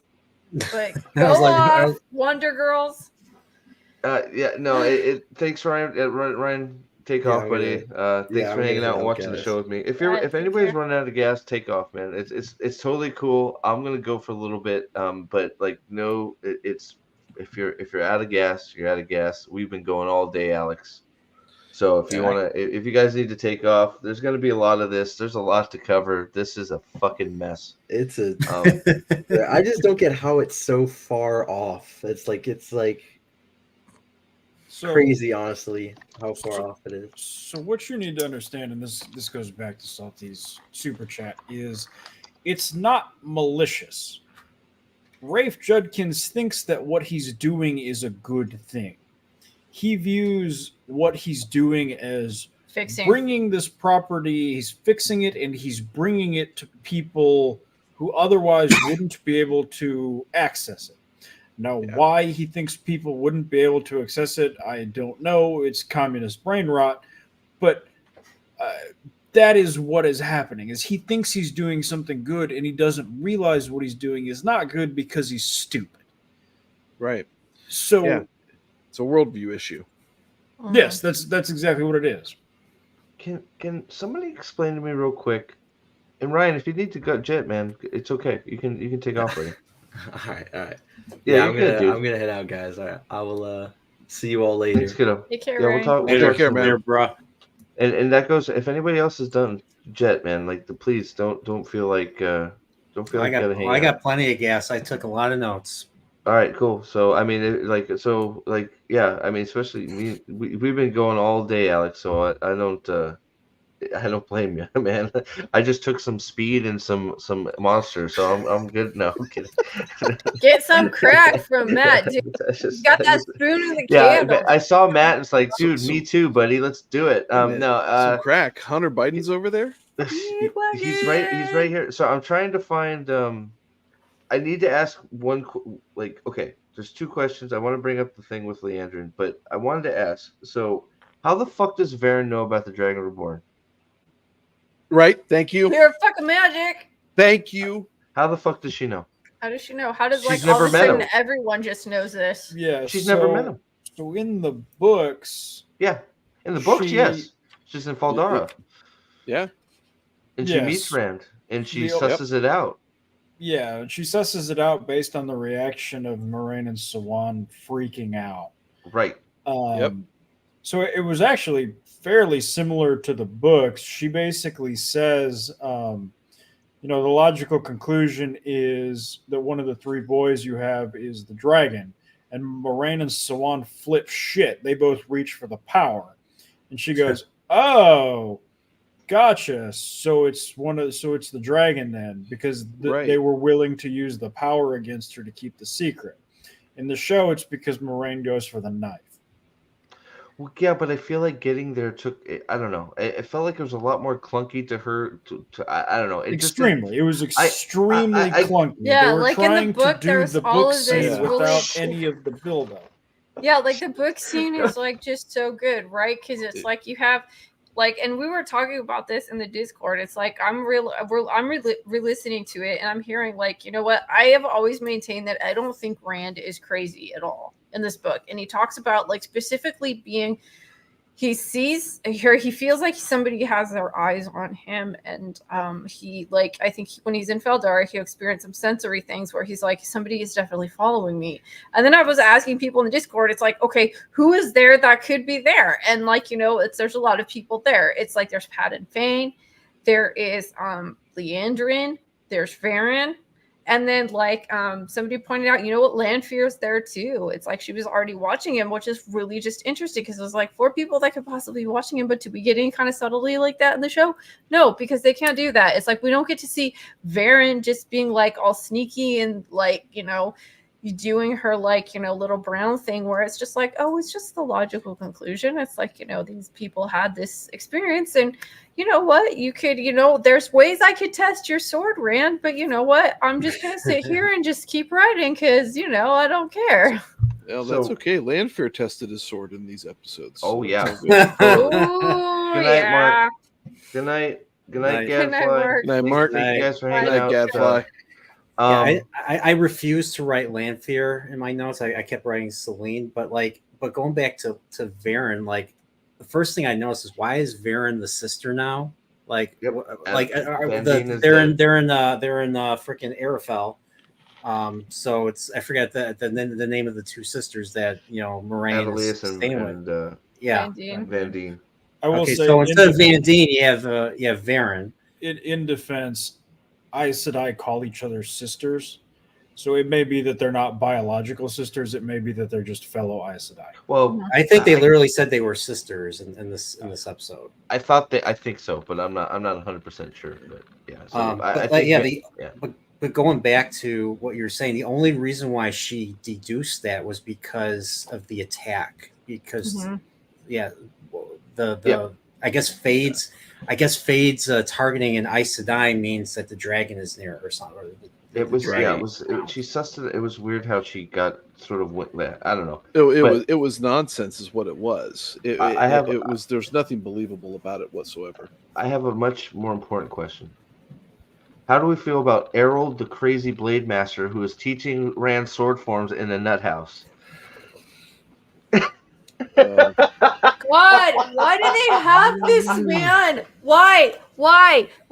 He has a father. His name is Tam Althor. Like, oh my God, he taught his son things. He taught him how to use the sword. It's like, not that much, but like in the beginning, he kind of teaches him stuff. But it's like he told him, gosh, he taught him things. He taught him how to be a man. He taught him how to, like, be brave, like do the right thing. It's like, stop destroying men in this show. He's fucking teaching him sword forms in a mental hospital with no swords. Oh, cat crotch in the courtyard. And I guarantee you, that's how they explain Rand. Oh yeah, knowing how to fight, and this 100%. Is all you're going to see of Errol. Errol's done. Yes, yeah, he's only credited for episode 2. Yeah, I met this schizo guy in like a mental hospital, and he taught me like how to fling a stick. Okay. Did he sheath his sword in Rand? I don't know. Oh, sorry. Probably. I mean, who knows? Rand's a rant boy now. Like, who knows how many old things he's had inside him? I could not. Wasn't that gross, you guys? How Ledfier's rent's due, Rand, and you haven't paid up this month. I forget what she said. I wrote it down. Yeah, she literally said that weird. Rent's due, Rand, and you haven't paid up. We have seen what Aviendha looks like. What the hell would make him think? What distinguishing feature on Rand, when you look at Aviendha, makes him think that Rand's instantly an Aiel? Good night, Lady of the Balkans. I feel this way about you, about these see his roots. like Helmila, and I feel like his gray eyes. See his roots. What's up, Rama? Well, no, that's what he said when he in that scene was, I can see your roots. Is that what he said? That was Logain. Was that Logain? Or no, he was like that. Errol was talking about. Oh my gosh, there's like an Aiel man here taking care of me, and he reminded me of those scenes where it's like some old person's gonna start dropping like N bombs or something. Yeah. I couldn't believe he's like Cloud. It's like, and it's like I'll. Hey Errol, I'll sneak my sword in again, and we can play hide the donkey. It's like, what? God. It's like, what is happening? Like, why is everything in this show so weird, gay inside joke? So this comment right here. Yeah. He thinks Rand is Aiel, the enemy, and so he's decided to teach him how to fight with a sword. Okay. Yep. Yes. And that's logically, yes. I mean, logic, right? It makes total sense because 2 + 2 doesn't equal 4. So and then I don't. So let me know if you guys need to go because so I know you want. So we have Liandrin's son right here. The son that his loving son who we know nothing about ever and didn't exist. This is her plot contrivance to keep her on the show because they like her. We need to have a sympathetic character arc. We need to make people sorry for it. You know what? It made me remind me of this really horrible Twitter comment that I was kind of fighting with some people online about this. And then they're like, I'm so glad of all the changes they made to Matt in the show. They've given him some much needed PTSD. And I'm just like, thank you. I just have 8. Why do they? It's so weird. It's like, how did you explain this? You had a really good explanation for this, babe, about how these people think of stuff. And Gen Z liberals think of trauma as a level, XP counter in a video game. and the only way to reduce the counter is therapy, and that is how they view insanity. Or you just have you have so much trauma that's just how you make a character. It's like they have no other concept of how somebody could have a personality. It's like their whole conception of personality is like immutable characteristics, like your race and your sex and stuff like that, and whatever. And then there's all the things you add on, like your self-diagnosed mental illness, that kind of stuff. So it's just it's just that comment is just stuck with me. It's like it's much needed PTSD. Like, does anyone even know what having PTSD is like? Like, it's not pleasant. It's just it's serious, right? Yeah. That's not how you build a character. That's not how you show somebody maturing. That's not what makes somebody interesting. And it's not something to sit there and put out there and celebrate like they do. Yeah, that's the other weird thing is the celebration of all of that stuff. It's like all the weird crap from Tumblr. It's like self-diagnosed mental illness things. And yeah, it's just... Yes, you're not. And the other thing too that it brings it with back to is the whole thing. It's like when they decided that we're going to age up these characters in season 1, it's like, okay, you've aged up these characters. They're older now. They're a lot darker. So they're just a lot worse people than they were. And it's like they're starting close to the bottom. And some of the characters end up below the bottom. Like Matt, what redeeming characteristics does Matt have? And if you're already this low, how are you going to get a redemption arc? Why would you even want any of these people to get redeemed? Because they're not good people. They need to experience the consequence of their actions, and that's just not something that's ever going to happen in the show. Bill McAwesome, yeah, we covered that too. Min's aunts basically chained up Min in a circus as a circus freak, and she had to escape. So yeah, the Min's aunts are freaking terrible. But this is the plot contrivance. So Liandrin can say, because if you think about it, they're setting up all these. Well, you might not know why he's an evil person. Before you start judging him, you might want to find out why Pat and Fane killed all those people. He might have had a good reason in his mind. Leandrin, you don't know why she's a dark friend. She might have a good reason. Ingtar, I might have a good. All these dark friends, they might have a good reason for being bad. So this is going to be Leandrin's reason for being a bad guy. He's going to die. And then she's going to say, well, fuck you. And she's going to betray the Dark One or betray somebody and come back to the light and steal Ingtar's thunder. Sorry, Nate, go ahead. Yes. No, you're right. And the problem with all of this is everybody's got to have a reason. And that reason is one thing and one thing only. They are victims. It's, and you can shade that in a lot of different ways. But it all comes down to the fact of one simple basic thing, that you are not responsible for the situation that you're in. You have been Everyone's victimized. A victim. And it's a big motherfucking problem. John Lewis, yes, Perrin has a sword. Doesn't use it. He uses a fence post, but doesn't use a sword. Brian, you look like you're deep in contemplation down there. What's going on? I gotta go to the bathroom. I don't know why I'm so low. I'll be right back. I'll be right back. But what do you got? I see you deep in thought. What do you got going on in there? I'll be right back. I'm just listening. I'm just listening to you guys. That's good.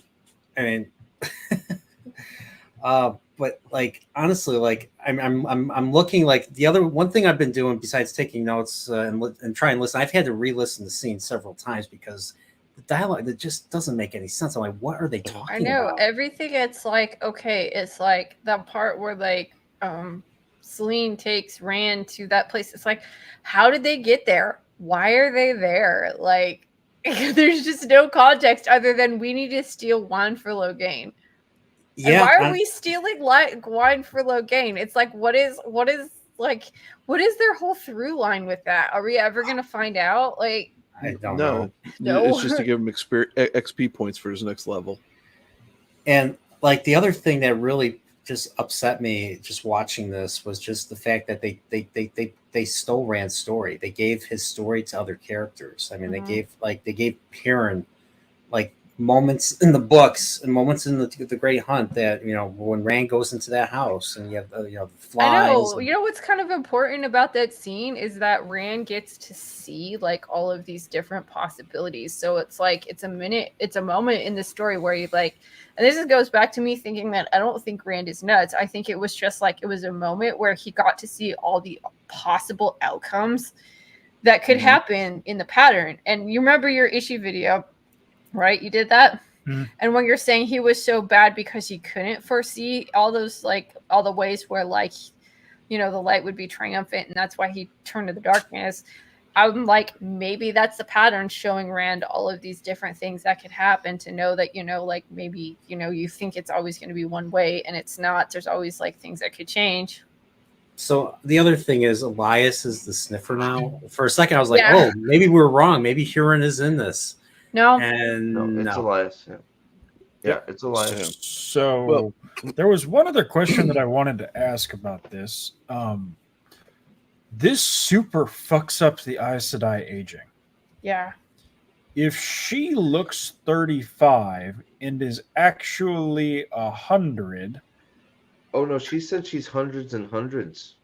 Oh, like she said to Nynaeve, we live for hundreds and hundreds and hundreds of years. So that was the weird thing. Like they put like de-aging, like it's this great benefit of being like an Aes Sedai. Like you want to channel, so you can channel that like de-aging effect on yourself. Yeah, they just the whole. I don't want to ruin it for Reporio, but the later stuff about the aging differences, it's gone. She said we live for hundreds and hundreds and hundreds of years.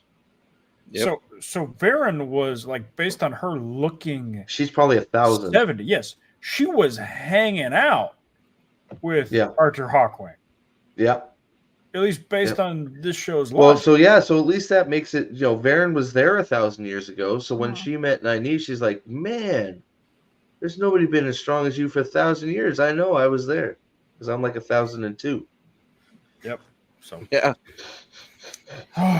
Yeah. That's an interesting point, Chris. Like, is it like Rand plays it being a noble? Is that a dream? I don't know. It's not. I don't like. That's the thing. The way they cut it together, it's so weird. It's like he came back from the party and passed out, and then had a sexy dream about Liandrin instead of actually going to town. It's like, go to town. She's right there. She's ready. She's willing. Why are you having a sexy dream that you're like? I don't understand. Or was that her manipulating him? Like, I honestly don't think that there's good to rub one out. Like, little solo play doesn't necessarily. Dream, bro. I mean, I guess he's paid his rent this month. He deserves I guess that. the rent is in. You're right. What am God, I talking about? I have to say that was like one of the most soul crushing moments. As it was like, the rent is due, Rand, and you haven't paid up, and he's just and that's how you introduce Celine. That is how you introduce this character. Rand. Oh god! So I thought when I heard innkeeper, I thought she was gonna like have an inn, like Basil Gill or something like that. That's a fucking roach motel. She's got one bedroom, and it's for him. It's a shanty.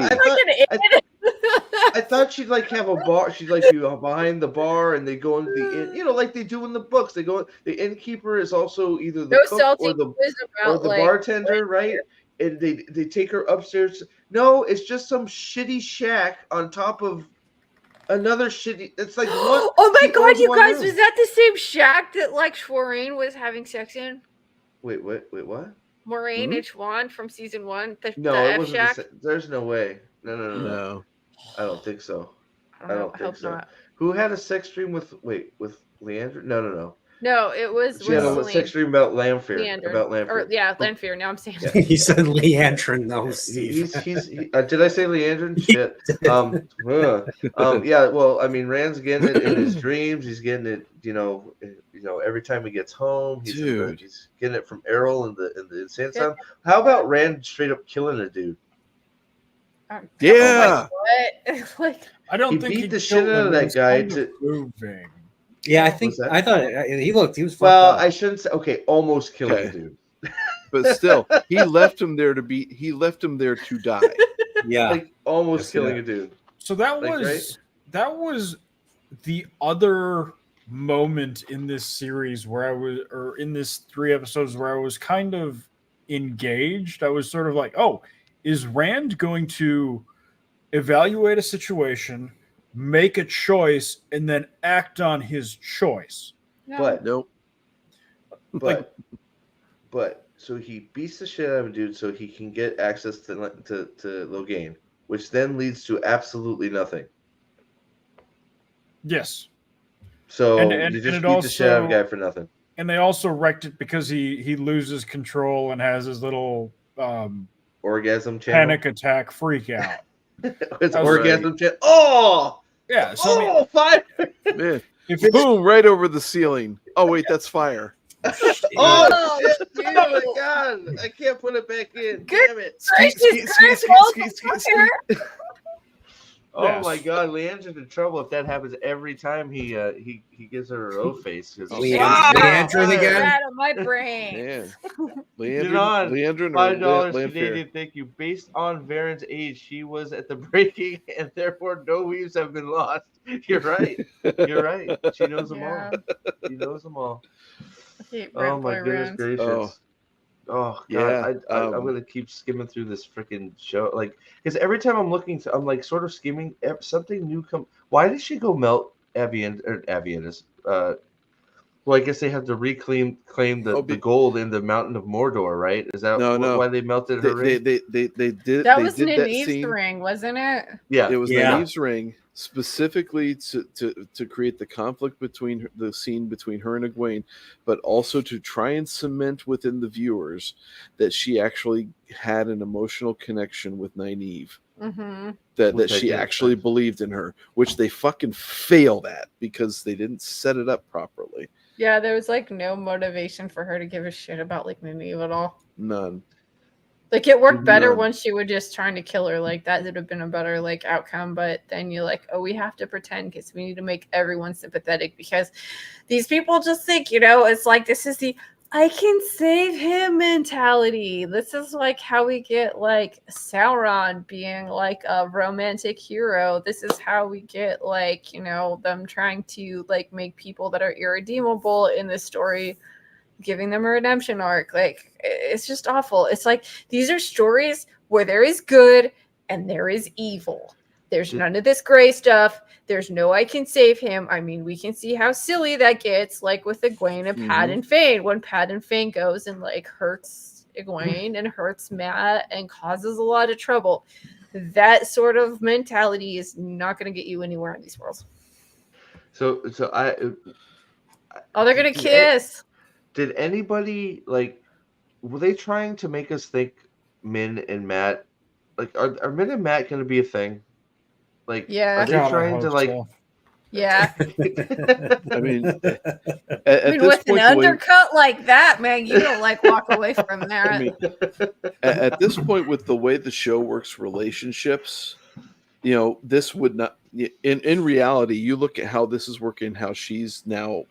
They reveal that she's manipulating Rand because she's under instruction from Liandrin to do whatever they're going to do. You would sit there and say that no, there's no way that could happen. But with this show, oh, why not? Apenstra, Min is with Matt, Elena's with Egwene, Avienda with parents, so beautiful single Liandrin doesn't seem too far-fetched choice for Rand, especially since she's a much older lady, and we all know that that's how Rand likes it, right? So I fucking died when it ran sex stream involved him getting choked. Yes. Fucking electric. The choices this show makes is just. Oh gosh. And can we just talk about their sexy talk? Oh my god, Rad, you remind me of this guy. Like, I totally hate this guy. He's my ex. Blah blah blah blah blah blah blah. Like, oh yes. my god. And then Rand starts crying. It's like, I believe in you. And then put it in me. It's like, what? Go ahead. Yeah, but then she says, "Who do you think of when we're together?" Like, I'll help what? you remember if you help me forget. Did that really fucking happen? Like, so here's the Elaine drink. Elaine drank. She made it under her bed and in her toilet. So what is it? Pruno. Toilet wine. Oh shit! Toilet wine. Oh no! Wait, hold on. I gotta go back. I'm sorry. Oh, what are we going back to? No, we're not going back anywhere. So in the previous discussion that we just had about the two of them saying, well, who do you think of? Does anybody, and I'm aging myself with this, but Def Leppard, okay? They have a song called Love Bites. Mm-hmm. And the lyrics to this song are, when you make love, do you look in a mirror? Who do you think of? Does he look like me? Rand and Lanfear just had that fucking conversation. Yeah. From an 80s rock ballad. So Elaine is an alcoholic already with a distillery in her novice room with yeah. Well, I mean, it was in her, she kept that under the bed as they removed everything. I love how happy she was that they cleaned out her room and threw away all her junk. It's like, oh, thanks. I know, like she has so much shit when she's moving in there. It's like, I hate her attitude. I just hate her character so much. She's like Hermione, but like up to 11. It's like she knows everything. Like does she have one of those like time turner devices? Like, I can take 10 novice classes. Let's go. Like, she's such an annoying twat. Like, why does Egwene even want to be friends with her? She's not acting friendly. I totally expected her to go off on Baron to sit there and say, yes, that is like Spaceballs, like Princess Vespa type stuff. Like, yes, it's my executive hair dryer 2000, and I can't live without it. Yeah, that was. I've already ranted about this. It was just such a fucking weird sequence. The whole thing is. But we're BFFs now, right?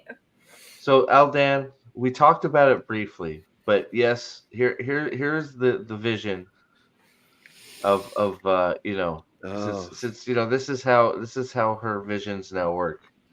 So like the circus freak men. I think there's two possibilities here. Is either we're going with Matt is evil, it's not the dagger, and he is just going to stab Brand, and I doubt this is a possibility for the show, but like Matt didn't stab Brand, and Matt just happens to be there after somebody else stabbed him. Like, say, or he did it because to help Brand in some fashion. Yeah, he's helping him die. Yeah, or some either way, like something else that happens. I think it didn't. So it didn't show him actually, placing the blade in the gut. I don't remember. I think so. Because this it's totally lore breaking. Right. Yeah. Well, yeah. Well, I still don't. Okay, we proved it yesterday. I still can't fucking. How is the dagger gonna get into his hand? I don't know. Where's the? So now we have no reason. Like, why was he in Tarvalin? Because he's leaving Tarvalin without the dagger. Oh, I just figured it out. Uh-oh. What? At the end of the season, Rand and Ishii are going to fight, and Ishii's going to possess him, and Matt is going to save him from possession by stabbing him. That's going to replace the wound in his side because they're not going to do the fight in the sky. Wait. So Ishii's going to possess Rand? Yep. Maybe. And Matt's going to stab him? Yeah. To end the possession. That could happen. It's going to be Harry Potter 5, the end of that, basically, except he's going to stab him to get him out. That sucks. But I still maintain that, Bail Doman's going to help Matt get the dagger. That ruined so many spoiler things that I can't sit there and talk about because our boy here is mother. Stay on there, boy. I'm not going to say anything, but fuck you. Oh, man. I hate it. Because they can't have them fight. Like, they're incompetent. They can't do anything. Nobody, like, if you're not, just lets them a vaginated person. Like, look, man, I don't know how. It's obviously just a clip that they've already. You know what? I will say that was one decent thing about this scene is that the actors in this scene, it's like they had some decent performances in there. Like they were like one thing I could tell you, like when like a bad performance is like. Yep, he straight up stabs him. Yeah, he does stab him. I take that back. When but they're like, just standing there, so I don't release know. their own performances, and it's like you can see that with other people. But I felt that these actors did, so I will at least give them that, even though what they were doing was absolutely ridiculous. Look, I don't think that they're bad actors or actresses. I just think they're given hot garbage to act. No, there are some seriously bad actors. I mean, Perrin is awful. I don't think Brand is very good either. Like, having seen him in some other things now, it's just not a very good actor. I think, I think Donald could have been okay if they put him in freaking the right garb, and like I think he was okay. He could have been all right. He seemed to be making. Elaine is pretty wooden though. I mean, yeah, Elaine is awful. Yeah. Like, so my only hope for this show is that she takes off her top. Yeah, but I don't think that's so what? Well, yeah, we what saw, do we think about that? Nynaeve get naked for her arches thing, and yeah, wow, that was good grief. What did we think about her mentioning prophecies in the Battle in the Sky? It was an Easter egg. They're not. Is that all it was? You think? Yeah. What was she? Wait, what was that? I think I was going to the bathroom then. Varian, when she's talking to Moraine, mentions what the Battle in the Sky was one of them. What was the other one? She mentions 3 or 4 things. Yeah, she mentions. I wrote it down. Oh, this is when they're talking about like fucking their warders and stuff around the campfire. No, this is when she's calling them out about. Well, maybe that too, but when she's calling out Rand in private or Maureen in private about Rand being the Dragon Reborn. Oh, okay. She said she could help her and find prophecies in the tower and all that shit. So the verbiage "battle in the sky" was used. Yeah. Can they? Yeah. The way I hate their prophecy. Like she said that she didn't say, she's like there's prophecies of Tommen Head. She mentions Tommen Head, battles in the sky, and a sword of flame, and a branded hand that wields it, and she'll find those books. I'm like, seriously, Tommen Head? Patton Fane put that. Yeah, or someone put that. I forget if it was Patton. Yeah, well, he's always taunting Rand to go to meet on Tommen Head. Yeah, yeah. I don't know how he's going to brand. Well, I mean, they CGI'd the heron on there, so I guess branding is possible again since we made that quick CGI fix, right? But why even bother? Like, this isn't. They don't need to tell his story. They just give it to somebody else. I hate this show so fucking much. Oh boy. So, but the thing that I wanted to bring up the cab or the house with the house that they go into and the flies and the time and all that. Yeah. It says it takes place. I was looking at it because like when you pause it on Amazon, it shows you where they are in the land, and it says Arad Doman. And if I remember correctly, it's nowhere near there. In the book, it's nowhere near there. It's only by, I believe it's not too far from Kyrian, right? Well, that's I think. I mean, that's the way. I mean, Daman is closer to Falme, right? So yeah. I mean, they're going the wrong direction. They changed the location. I mean, it's probably not a big deal for most people, but hey. What's a big deal being is well, I mean they the horn doesn't like way on the coast. The horn has to get to Falme, not to Carrion now. So they've just skipped all that shit, right? So they're just going south. Why is the horn going? Well, I guess where's it going? Why is the horn going to Falme? What is the horn even? In the book, Fane wants to give or doesn't want to give the horn to the Dark One because he's part he hates the Dark One. Part so that's not the case here. So why didn't he hand this thing off to Ishii? Ishii buries it in the basement of Shia Ghul, and we call this thing a wrap. The Dark One wins this round. Right. Yep. Well, that's why we said that's Dark One wins. Patton Fane's got it. The Dark One and Patton Fane aren't at odds. Patton Fane gives to Ishii. Ishii wins. Game over. Game over. Nothing fucking makes sense in this show. Nothing has since they decided there wouldn't be like a male and female half of the power because like, okay, if that's the truth and the dragon could be anyone, like how do you like reckon the existence of the Aes Sedai? I mean, like how are they not the ones that are going to usurp the like title of dragon? And they could just be some power hungry bitch getting crazy shit. So like it's like it makes no sense. and it never has, and they just keep digging themselves into a deeper and deeper hole. Yeah. Did Pada Fane make an appearance at all in the show after the prologue for the episode 1? No. Okay. No Pada Fane. Which, like, dude, that dude has beef, man. That dude, he should have just as much time as freaking Josh Radowski right now.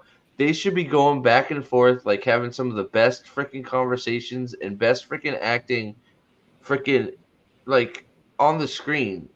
And he's just like, no, he leers at them as they walk out of the Dark Friend Daycare Center, and that's it. That's it. And it's covered by 5 months later. Yep. Fuck this show. I mean, 5 months later, he should be in Fall May. Like, but hey, wasn't it kind of funny to see like the Tinker Kid? Like, oh, she wasn't killed by all these people. Yeah. I mean, but that's the other thing I didn't think about. 5 months. Fane should be wherever the hell he wants. Yes. 5 months. It's over. If you haven't tracked him down by now, it's over. He's where he wants to go. Like, I mean, what were they? I forget. Were they sent out like right away, like right after Tarwin's Gap, or did they wait months before they sent them out or something? No, it was after Fane escaped in that little battle in Faldara. Like, why would you wait? It was pretty quick. Yeah. I mean, I think it was like a span. I think maybe it was a couple days head start, but they went after him fast. Oh yeah. Yeah, in the book they went after like right away. Yeah, and this is one too.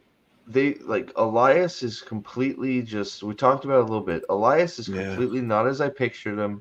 He's just like plain faced, no, just like grumpy. You know what? I liked Elias because I always imagined Elias was like Ted Kaczynski with wolves. Like, he's like, I don't want to be around people. Well, but like, Ice Knight at the Age of Legends had its consequences. Well, no, I have no problem with him like preferring to be, but he was always just like more charismatic. This guy's just like he was very like Michael Wood, another one. Well, you and I, Wood, sorry.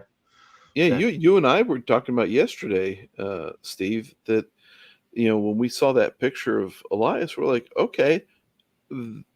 That's actually a fairly believable Elias. So now it comes down to a matter of how he's scripted and how he's acted, and not believable. Daisy, dude, there hasn't been a truer statement said. It seems they trimmed the Great Hunt to bare minimum and make room for Tower Moraine drama. Absolutely. Yeah. There was started Great Hunt yet. No, there's like zero Great Hunt in this at all. Like, are you seriously trying to do the mileage on this? Like, well, and where like Great Hunt? We still haven't seen any Great Hunt. So I thought this was Great Hunt / Dragon Reborn in your own. We all know why but it's like that's what you said you're covering. You haven't. We're 3 episodes in. You haven't covered any Great Hunt. So how are you going to get to Dragon Reborn? Right. Mahalanir, $9.99. Thank you. Don't you guys see the essence of the characters and the story arcs in these episodes? Toxic, I know, right? The essence is there. If you're looking for the essence of the character, somebody watched Nameless earlier.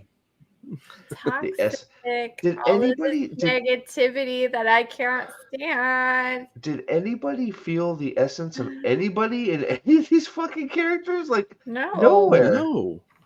Like I just think it's so funny that whole scene with like Nynaeve in the shitwater. It's like I could. How many ways could you think of showing somebody that's like stubborn and that's the way you go? Lyle, my man, what's up? Sorry for disappearing, but had to take care of something. I didn't get to see the show. Was it worse, bad, or as we thought it would be? It is far worse. Dude, makes episode 8, season 1 look better. You think so? Yeah. I'm not sure. I'm not so sure. Well, okay. No, just what it does to the lore.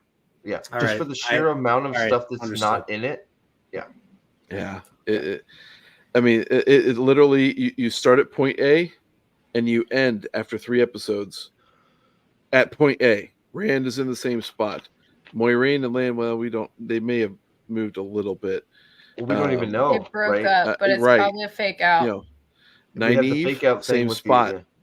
Yep. Egwene, same spot. Elaine, same spot. Perrin, same spot. It's just like, what the fuck?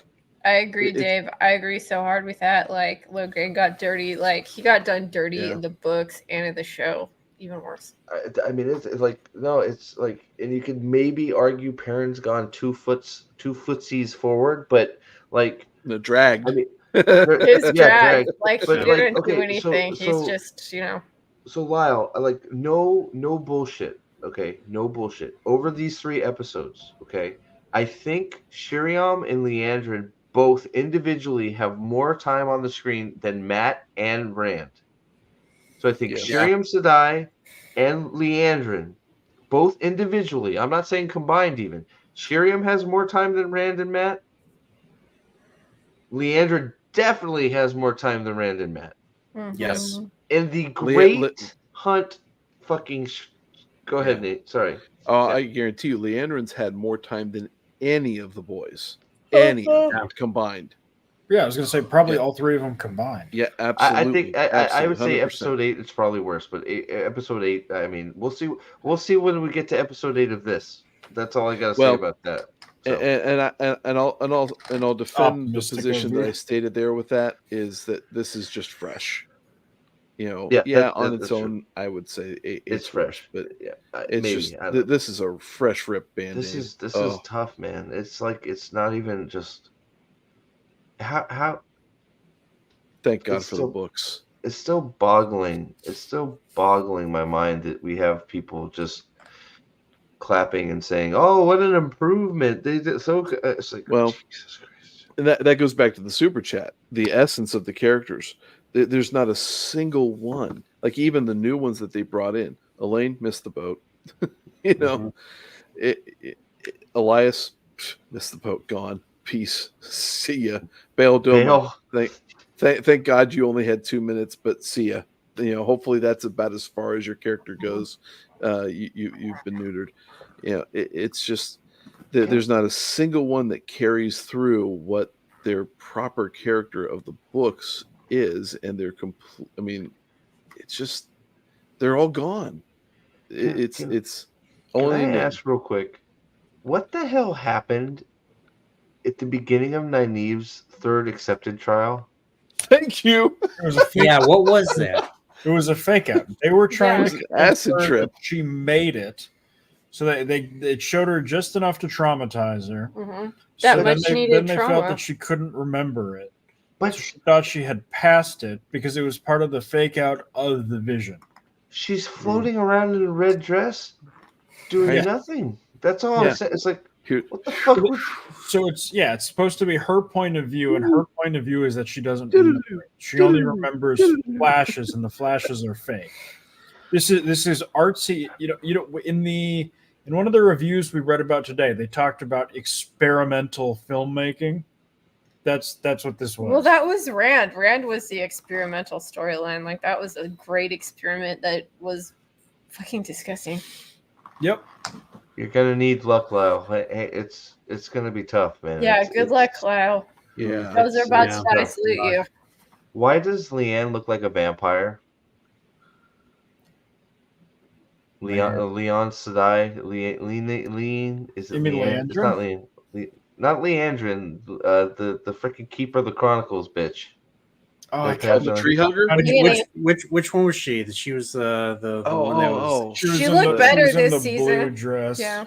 Why does she look like a vampire? Like, I feel like she looked like an elf or a vampire.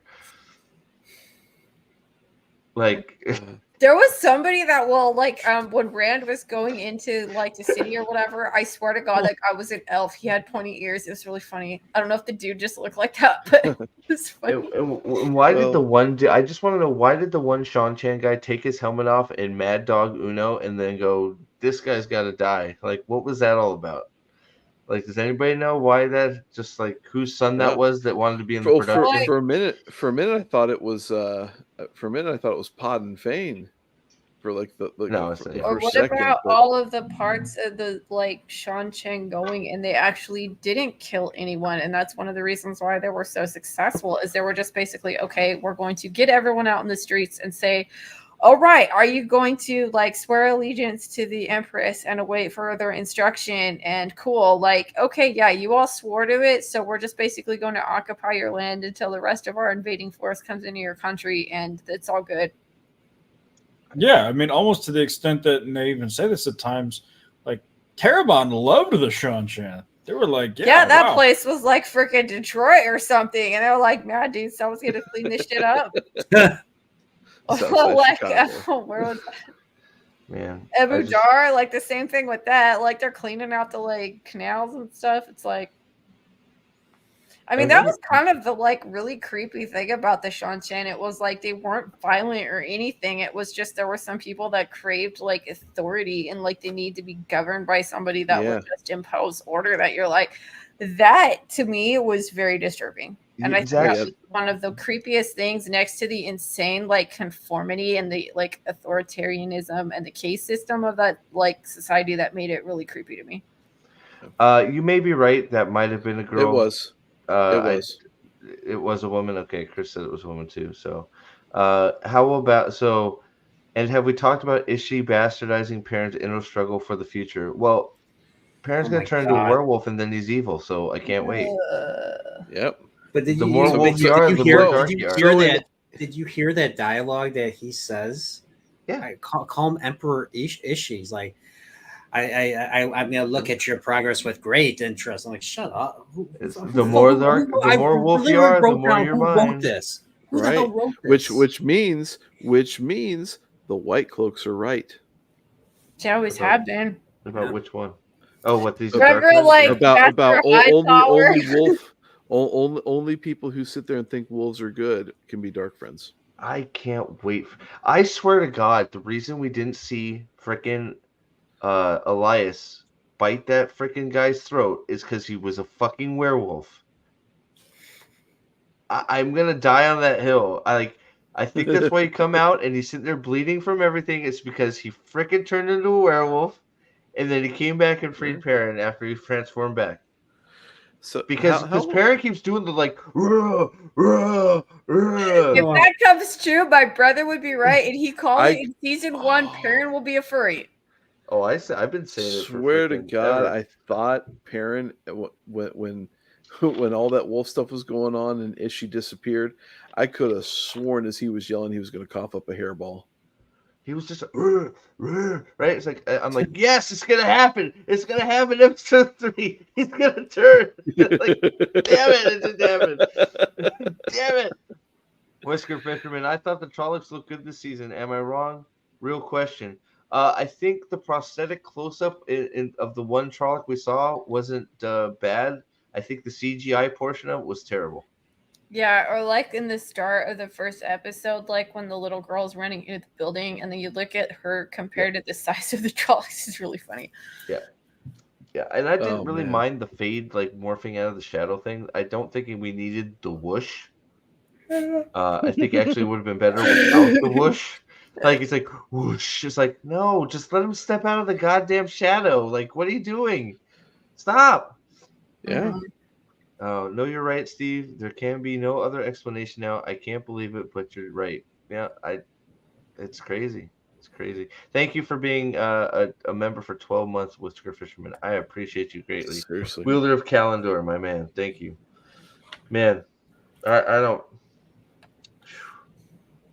It's just like I'm gonna like I'm sure we're all gonna do reviews about this shit. Go ahead. Oh, the Gleeman, but go ahead. I want to say that. Go ahead, Nate. Okay. What the fuck is an accepted doing being the one responsible for healing a person with breakbone fever? Yeah, and why couldn't Nynaeve heal that before? Because she healed Egwene, old breakable Egwene. No, healing she did it herself. Remember, she's unbreakable. Oh yeah, healing in the books is described as something that is so complex and takes such a talent that if you fuck it up, you're going to kill the person. Yeah, and so you're having an accepted do that work. Fuck you. I find it. So it's also a very detriment to how shitty a fucking teacher Alana is. That Alana didn't think to take the village wisdom, who is very much into healing, around showing, oh hey, Why is This is the Alana stuff. teaching anyone Well, anything? that too. But you know Other what I'm than saying, right? blowjobs. It's like we're having trouble getting her to fucking channel. Why wouldn't you take her around and show the power?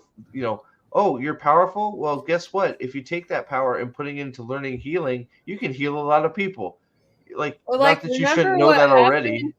Remember what happened in New Spring when like Shuan and Marine were like preparing each other for the accepted test, and they were like basically like torturing each other.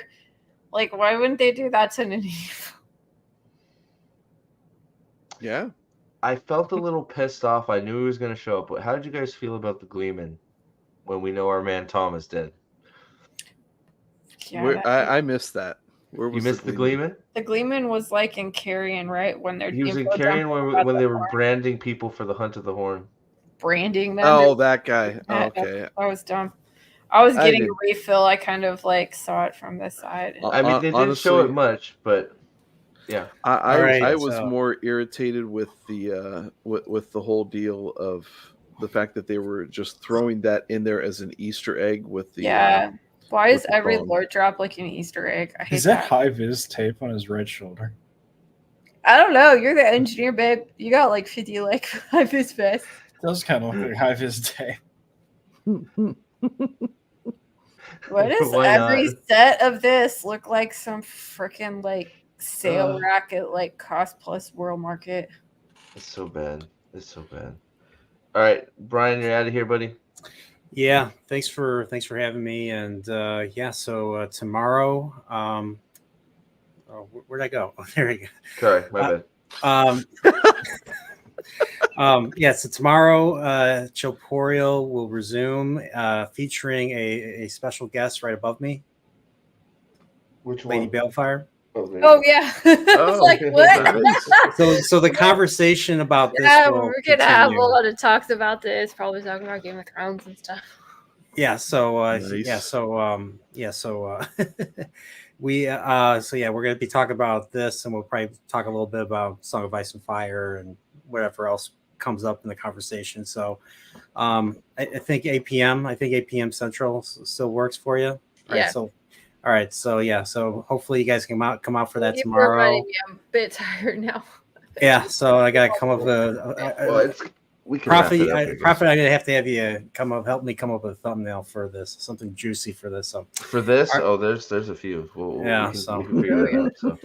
All right, guys, thanks for having me. Take care. Good night, buddy. Good night. Yeah, Good night. Love you, brother. Love you. Bye, bud. So, I mean, we could wrap it up. We've been going all day. There's going to be... You know what I hate about the look of Carrion? It's like everyone wears just like indigo dye clothes. Like, well, Carrion also looks like the freaking village that Perrin and they were just in. It looks the same. Everything might as well be the same. It's like, no, you don't get a sense that anything is different. Except when they go to the noble thing, which just looks silly. Yeah. God, that was so bad. Like, it was... Oh my god! Like, oh my god! That scene just would not stop. Are you talking about the last one? The one with the noble scene where they're talking about freaking killing people god! With and the burning of the envelopes and all the fucking Easter egg shit with that. Easter egg. Like, we don't even care about the significance of this. Like, it's just like, and we don't even know why this is a thing. Why is he wearing a jacket? Like, where did that come from? Why is that important? Just to steal some fucking wine that they could have just gone in the that jacket is hideous. I'm sorry. It was like the herons on the. It just I hated it. Now I'm agree to disagree. But it's just like. I mean, at least it's a red jacket, but I just hated it. Fit like what was going on in there, dude. Okay, it should have been it shouldn't have been Lanfear that gave him the jacket. And why the fuck is he using it there? I mean, I know, for the fucking wine, but that's it. Every bit of that setup was so stupid for a pointless scene that led to absolutely nothing with Logain. Mm-hmm. Yep, zero payoff. Zero. Okay, before we end this, we cannot go without actually talking about the trials because we touched on. True. That's true. This shit, It was bad. Nynaeve's parents got attacked by the KKK.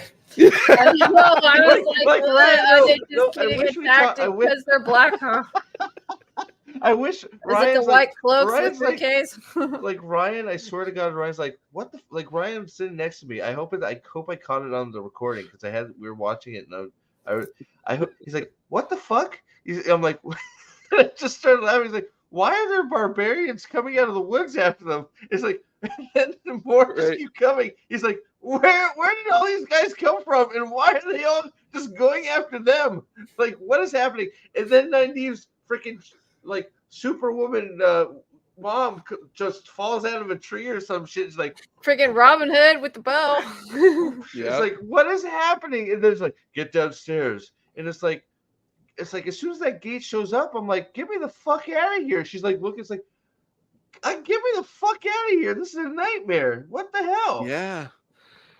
It was freaking hilarious. I was just laughing my ass off because Ryan just go, "What is happening?" What happened originally? Because I don't really remember that part in the book. That's the Agnor freaking one. Yeah. So Daddy takes her fishing or whatever, and then they start fucking running, and then there's a Deus Ex Machina with the mother having a weapon. I think she's asking what happened in the books, right? Yeah. I had to look it up because I forgot the Charles too, but that's the one where she ends up fighting Agnor. Yeah. Okay. That's the second one is pretty close. That was the longest opening too. It was like, holy shit, this is going on for so long. Yeah, that one was the closest one to book accurate. I think. Yeah, that one had they had the wisdom that came down from the evil wisdom, but instead of having that, it was fucking Matt's mom. It's Matt's mom because we just can't have anything good with this family. They're all evil. Mom. This is a bad seed. This is so dumb. Yeah, it was the close. That's why I said it was closest, but because as soon as it turned, it's like Bode Koth. I'm like, fuck off. Like, really? It's like. We couldn't even bring the freaking Natty Cawthon or whatever her name was. White Harbor doesn't fucking exist or some shit, so they couldn't bring somebody down to fill in from there, right? Ferry or something right. Where so I was like, Jesus Christ, like. You know what's funny is they're so weird with how they use the herbs and stuff, and I'm like, okay, the first thing that they show is it looked like cayenne pepper and chamomile, and I'm like, okay, well you'd use that for cayenne's something you use for inflammation, and then they have that weird root thing there, and it's just so weird because it's the association with herbs. It's you don't know what they are, so when Liandrin comes back, it's oh, is she trying to kill that guy? And it was the only root they referenced throughout the entire episode. Everything had to involve that root. Don't tell me. It's poisonous, dude. You got to know. So the third one, so first I was like, what the fuck happened there? But then I found it quite cowardly that they had to kill Lan instead of having I have to go back. I know, the hardest part of that was her being so happy she never wanted to leave, and I think that was kind of the crux of all those tests. It was to put you in such a a good state. It was you'd have to recognize as a person that happiness is fleeting. You can't stay here forever. This is kind of a lotus eaters thing. I mean, you see that later with Egwene when she starts Tel'aran'rhiod raping Egwene, but we're not going to talk about that because we don't have enough time. Well, and it was just a show, and we're never going to get there hopefully in the show. It's her making a decision to go back to reality instead of living in fantasy, right? And she's so happy that it's hard but she has to do it, right? So here they they go, well, no, we're gonna put her in the exact same situation, except for Shadow Spawn. So it's okay that everybody gets killed. So we're gonna kill everybody. We're gonna do the Matt fucking one eye shit fucking thing, which pissed me off when I saw they cut his eye out. And I was like, great, thank you, fantastic, fuck you.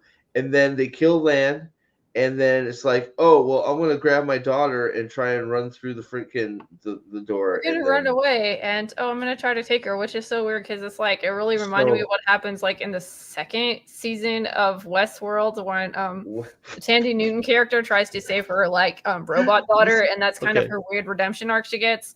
This is going to sound horrible, okay? This is going to sound horrible. But did her daughter explode into her chest because her chest was all red and bloody? Like, did her daughter explode when she went through the gate? Like a lot of that, like blood that was Melted like on a her, fruit like roll-up they're all in trying heat. to make sense of it. Like, oh my god, they're gonna steal her ovaries. No, She that did- doesn't make any sense. Like, it Right. has no relation to anything. It's at 2 a.m. where I'm at right now, but Mhm. but it's like, right. So why were her ovaries a mess when she came out fake? When she came out the fake time, her ovaries were a mess. That's just why they threw the blood on her. But and Right. then her And they daughter said, it's not your explodes. blood. It's Yeah, it's not your so- blood. Like, I'm going with her daughter exploded because she didn't get stabbed or anything, but she comes well, that back was the and right where she's second time. holding her The first daughter, one was the there's a fake big ass out. blood mark. So her daughter exploded in her chest. That's what I'm going with. Sorry, go ahead. Seems Vicky. legit. Well, are we in agreement? Okay. Yeah, well, I mean, if you think about that with the two trials, when she comes out with the blood on the two specific spots where ovaries are, the blood with where the baby was. Okay, fuck you. It really it is a disgusting evil statement. What's up? Don't like these stupid feminists would ever have children. Come on. It's you know. I mean, we're going a little bit in the political realm, but it's abortion, and it's okay to sacrifice your children. What's up? So I saw you asking about the time. What's up, Whisker Fisherman? I just wasn't sure. Oh, sorry. I thought you were asking for more in depth on that. Oh well, no. I saw this. I wasn't sure what he was referring to. So I just who's the father? Parent? It was Lan. We don't know. She had this nice little throuple going of like Matt and Perrin and Lan. Like, it could be any one of them. I do like that the only one that really reacted to Rand dying was Perrin. Shed a tear for his crush Rand. Yeah, actually had a lamp out there for him. It was proper. He misses his lover. Oh, sorry, wannabe lover. What can I say? Right. I don't know. I mean, fuck. And then of course Super Saiyan 9. Oh wait, that's not fair. She did have blood on her chest. I apologize. I just looked at it. Her child did not explode. Damn it! Yeah, she got cut in the fight, if I remember. Shit. Well, but why did her Super Saiyan moment also not heal Lan like it and it didn't do anything except maybe bring the door. It only shoved the Trollocs away.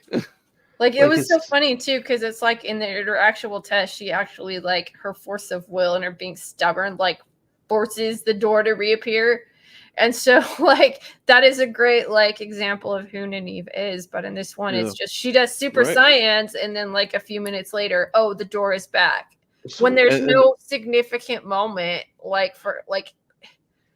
But wasn't episode 3 the one that was hyped up as being where shit gets real? I felt like there was maybe it was just because we had the one good sword fighting moment in with the Seanchan thing that I thought like episode 2 was better because it had Loyal throwing people around and stuff.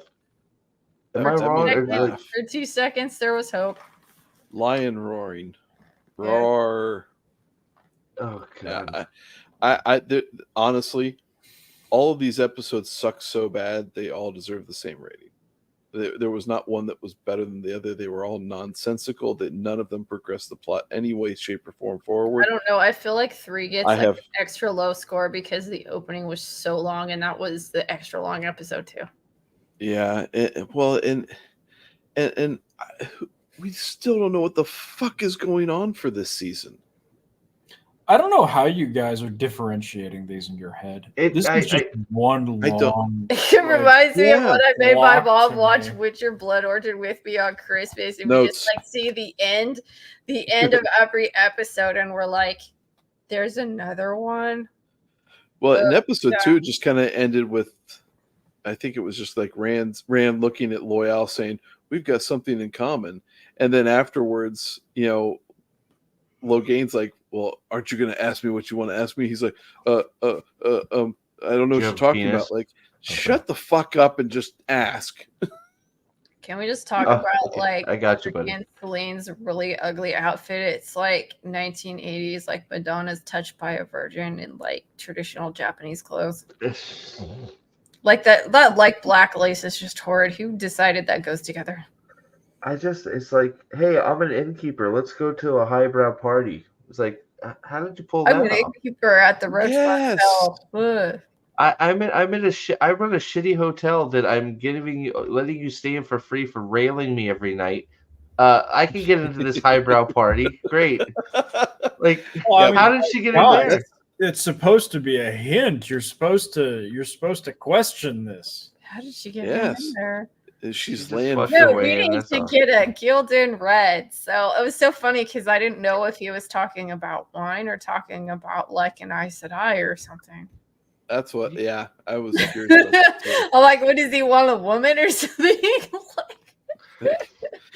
Well, like these were so awkward. This was so awkward. Oh my god in heaven. Dude, Rand's O face was. It was this rough. is a screenshot. Dude. This is a screenshot. Yeah. Taking that one. Boom. That's a. Yeah. That could be the one for that could be the one for my episode 3 review. Yeah. There you go. It's like Office Space. I'm going to show her my O face. Oh. He's like, I'm getting off of you. She's like, don't get off. No. It's like, oh my god. Yeah. So he starts a fire by being horny. Yep. Yeah. It's a horny fire. What an asshole. Great balls of fire. He killed all these people. That's right. Liandrin's baby daddy ran away. Oh yeah, like yeah. Where's the? It's so fucking cringe. It is so funny. He wakes up and he's like, "Oh my god, like, my boner set the roof on fire. Oh no! Oh my god, my night emissions coming out of my head, setting the roof on fire." Oh, I spurted all over the roof. Oh no! It reminds me of that part with that. What was that like movie? Gotta make sure I use a sock next time.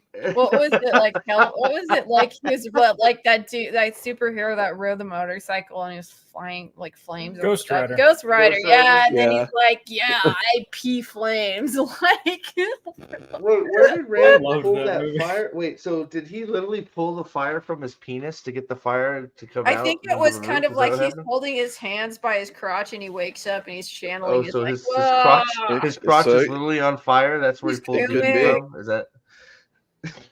Oh man, I can't wait for the Billy Joel soundtrack on this. I can't. This fucking thing, man. It is. It's just like my.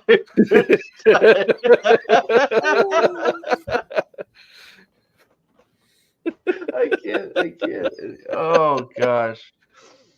First time after coming back from a trip in Taiwan or Tijuana, maybe. Like, right? Yeah. Jeez. Rudolph Thor. That's right. Rudolph Thor. Oh boy, I'm gonna close that, man. So I'm gonna end the poll. We had 77 votes. Holy crap!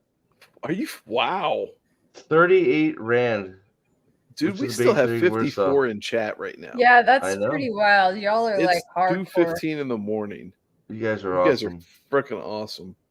Yes, thank you. Oh man, have we missed anything? I don't know. I hope so. We had a 3.5 hour clusterfuck show. I mean, yes, we missed things. Like, it's going to take weeks to go through this. Like, it really is, right? I mean, I may be done already. I don't know that I have the energy in me this week to sit there and put forth any videos on this shit. I will actually say, after episode 2, our Discord, I had several people message me like, "Hey, I like watching this with you guys, but I can't do this. Yeah. Can you take a break and watch episode 3 tomorrow?"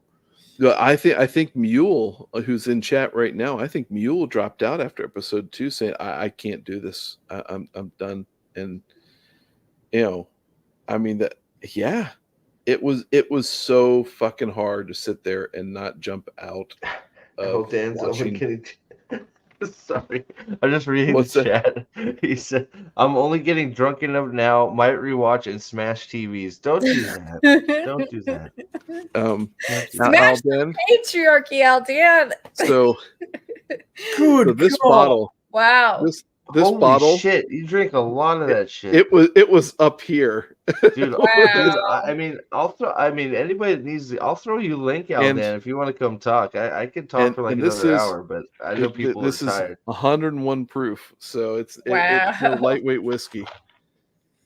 I know. I can keep going. desperate I've to already finish it. sacrificed tomorrow to. Okay, to well, I the mean, show. I can keep going for a little bit. Yeah. But I don't. I feel like I'm asking. I feel like Alex is dying inside right now. I've been dying inside since I'm gonna say probably the 8 p.m. minute mark of this first episode. Oh, I didn't even look at any of the bingo cards. So Shit. yeah, I didn't either. Yeah. Alex, I'm going to call bullshit on that because you were willfully going through Nablus and Kitty Cat reviews before the I remember show this started. one time Alex was like, "Hey, Lady B, you want to make a video of me? We're gonna watch this video and we're gonna react to it." And it was a critter video, and we had like a 4-hour video that I had to cut down. And I'm like, "Listen, what you two do on your own time? Doing? What the two of you do on your own time is none of our business." I'm just gonna say this Take one care, was. Good night, Ozzy. Like, and you can even ask Steve on this. You know, we were talking like we were pumped to get into this. Like, I was even having kind of fun going through like the shill, videos. Yeah. This broke me. Like, I don't know when I gave up, but my God. We were like, I woke up at like, because I worked overnight, right? And I woke up around like 2, and I was like, you know what, I should probably go back to sleep. I had to force myself to go to bed because I was like, maybe I'll just stay up and go for it. And so I went to sleep. I woke up and I couldn't get back to sleep. So I'm like, that's when I messaged Alex. I'm like, you just want to go for it, screw it, and just like start streaming. Why the fuck not, right? And we've been pretty much streaming since. Going on for like all day. I give you like mad props. I've like, I was gonna jump on earlier, but I was doing stuff. Yeah, no. It's been a long one. So I thank you for all your time, man. I mean, I'm with you on that, Alex. I mean, it's like there were portions of this where you sit there and you watch it, and I laughed out loud so many fucking times during these episodes because it truly, honestly is accidental comedy. They don't intend any of this to be funny, and you just can't help but laugh at all the unbelievable stupidity that they put in this show. At the same time, okay, so hold on. Sorry, so I'm going through. Okay, so go ahead, keep talking. Sorry, okay. I'm going to go through these bingo cards here. But it is unfortunate because you sit there and you watch the show and you see the potential of what they had in The Great Hunt and what they had in The Eye of the World, and the fact that they only surface level Easter egg dumped a few things from The Great Hunt and sacrificed it for whatever all the myriad of purposes. We know that Asmodean equals low gain. We don't. Or you sure? You have Lanfear's sympathetic backstory twice. I would give you twice? Yeah, in R3 and T4. Well. You have I will give you Asmodean equals low gain. I think so. Only if they come back. Wait. Where we have Liandrin and wait, no, that's Liandrin. Lanfear. I'm sorry. Yeah, not reading. Yeah. Matt is bisexual, not quite there. Artifact in wrong location. That one's definitely there. Bale Domain. Yeah, we're getting really close to Evil Matrim and really close to Sexy Werewolf Baron. Wait. You got to do artifacts in wrong location because that was. Bale. Oh wait, I did the Total Stones. I'm sorry. Artifact. There you go. Okay. Mm-hmm. Elaine and Avienda in love. Ooh, that's probably gonna be a Egwene. And Stone of Fulma. Oh man, you. Trying to think. So actually, what is? I think you have it on the top left to bottom right diagonal. Top left to bottom right diagonal. So let's see. No sky fight. IO flippy kicks. Rand not awesome and no calendar. Yeah, I think that's definitely gonna happen. Mm-hmm. Definitely gonna happen. I don't look and see mine. I gotta see. What is D1? D1 is Matt will say time to toss the dice and do something stupid. So that's just one of them. Let me get into the other one here. There's I got all three of them open here. So that's that one. So let me get to get that one gone. So that one actually, wow, we got a few more than I thought. I thought some of these were so off we weren't going to get any. All right, so here's another one. By the way, Lady B, nice Matrim hat. Oh, thank you. Yeah, I was really exciting. It was like one of the things we picked up on our way out to Iowa. It is the only thing Matrim accurate. It's got a really cool feather too. Oh god, yeah, seriously, that works. Feather. Yeah, it's a really cool chicken feather. I got it the Iowa State Fair. I think that's. Are we checking that? No dies again. No, but only because no great hunt in the great hour hunt. and 10 minutes. Like I don't know. It's like 30 minutes of it was. Closes his mouth for 5 minutes. Ooh. Not a chance. No. We are. Are we at no Inktar redemption? More resurrection. Not yet. I don't think. We had resurrections. I mean, Inktar and Loyal were resurrected. Wait, no. I mean, I said not quite for the Inktar There's redemption. cry scene in every episode. Yep, there you go. Well, that's for just 3 episodes so far. More resurrections, yep. Mortal lock. What's that? I said it's a mortal lock that there will be crying in. No 5 right fourth. Maureen. Oh, you have not Tom Gleeman. Not Tom Gleeman. Yep, there you go. Oh, man hooks up with men. Females teach Rand to channel. Don't exist. We're getting close on here. Abel Coffin, the dark friend. Ooh. Wait a minute. What? We had Rand hooks up with Min as one? Or is it supposed to be Matt? Well, this is the ridiculous version. Matt can channel. Whole episode for Nanit accepted trial. That could be one too, because it does take the whole episode. It's like the whole start and then it's the start and the end, right? I mean, I don't know. And then she's gone for the whole time. So depending on how you would count it, they explicitly said that Moraine takes a bath every day. That she goes and gets the water every day. Mm-hmm. So we have confirmation that Moraine has taken far more than 7 baths since this has started. Mule says I demand bath credit. Okay, we'll give the bath. And I think I honestly the episode starts with it. You get a good 20 minutes cold open for that. Then all of Egwene's storyline is about the accepted trial and her being in there and then being in the room trying to get her out, and then it ends with her coming out. So I mean, I'd say a good 40 minutes of an hour episode was based around Nynaeve's accepted trial. I think that qualifies. I don't know. What do you guys think, Chad? And Chris, I'm with Chris. Rand murdered a guy so he could go talk to Logain. Rand murdered a guy in his fucking land fear. Like, yeah, okay. Oh, that last argument is more applicable there. What? Which one? The Rand's fucking land fear. I am actually baffled. Like, we put this together with the most ridiculous things we could think of, and we ended up with almost twice as many on the ridiculous card as we did our genuine good faith card. So what was the good faith card? Mispronounced. Oh. So wait. So Liandrin was sort of teaching him how to channel by saying, "Show me what you got," and then he blew up the house. Do we think that counts, or are we reaching? I'm gonna wait. That one.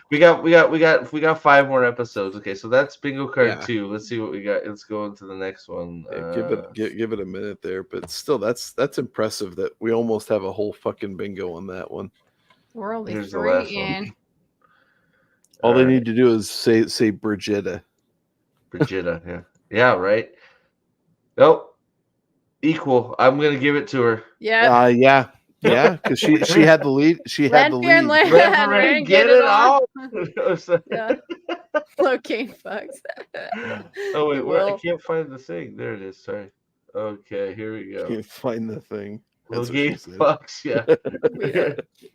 Galwin, we'll see. No Dragon Banner, not yet. Woman Warders. Matt never changes his clothes. Some of these are end of series. So far. Elias Hurin. Yep. And Nynaeve still fight. That's true. Yeah. There you go. Perrin doesn't have an axe. Are we gonna wait till the end? Yeah, that one's the end. Yeah. Okay, we have Free. We have Gay Warder Scene. Gay Warder Scene. Yep, that. Yep.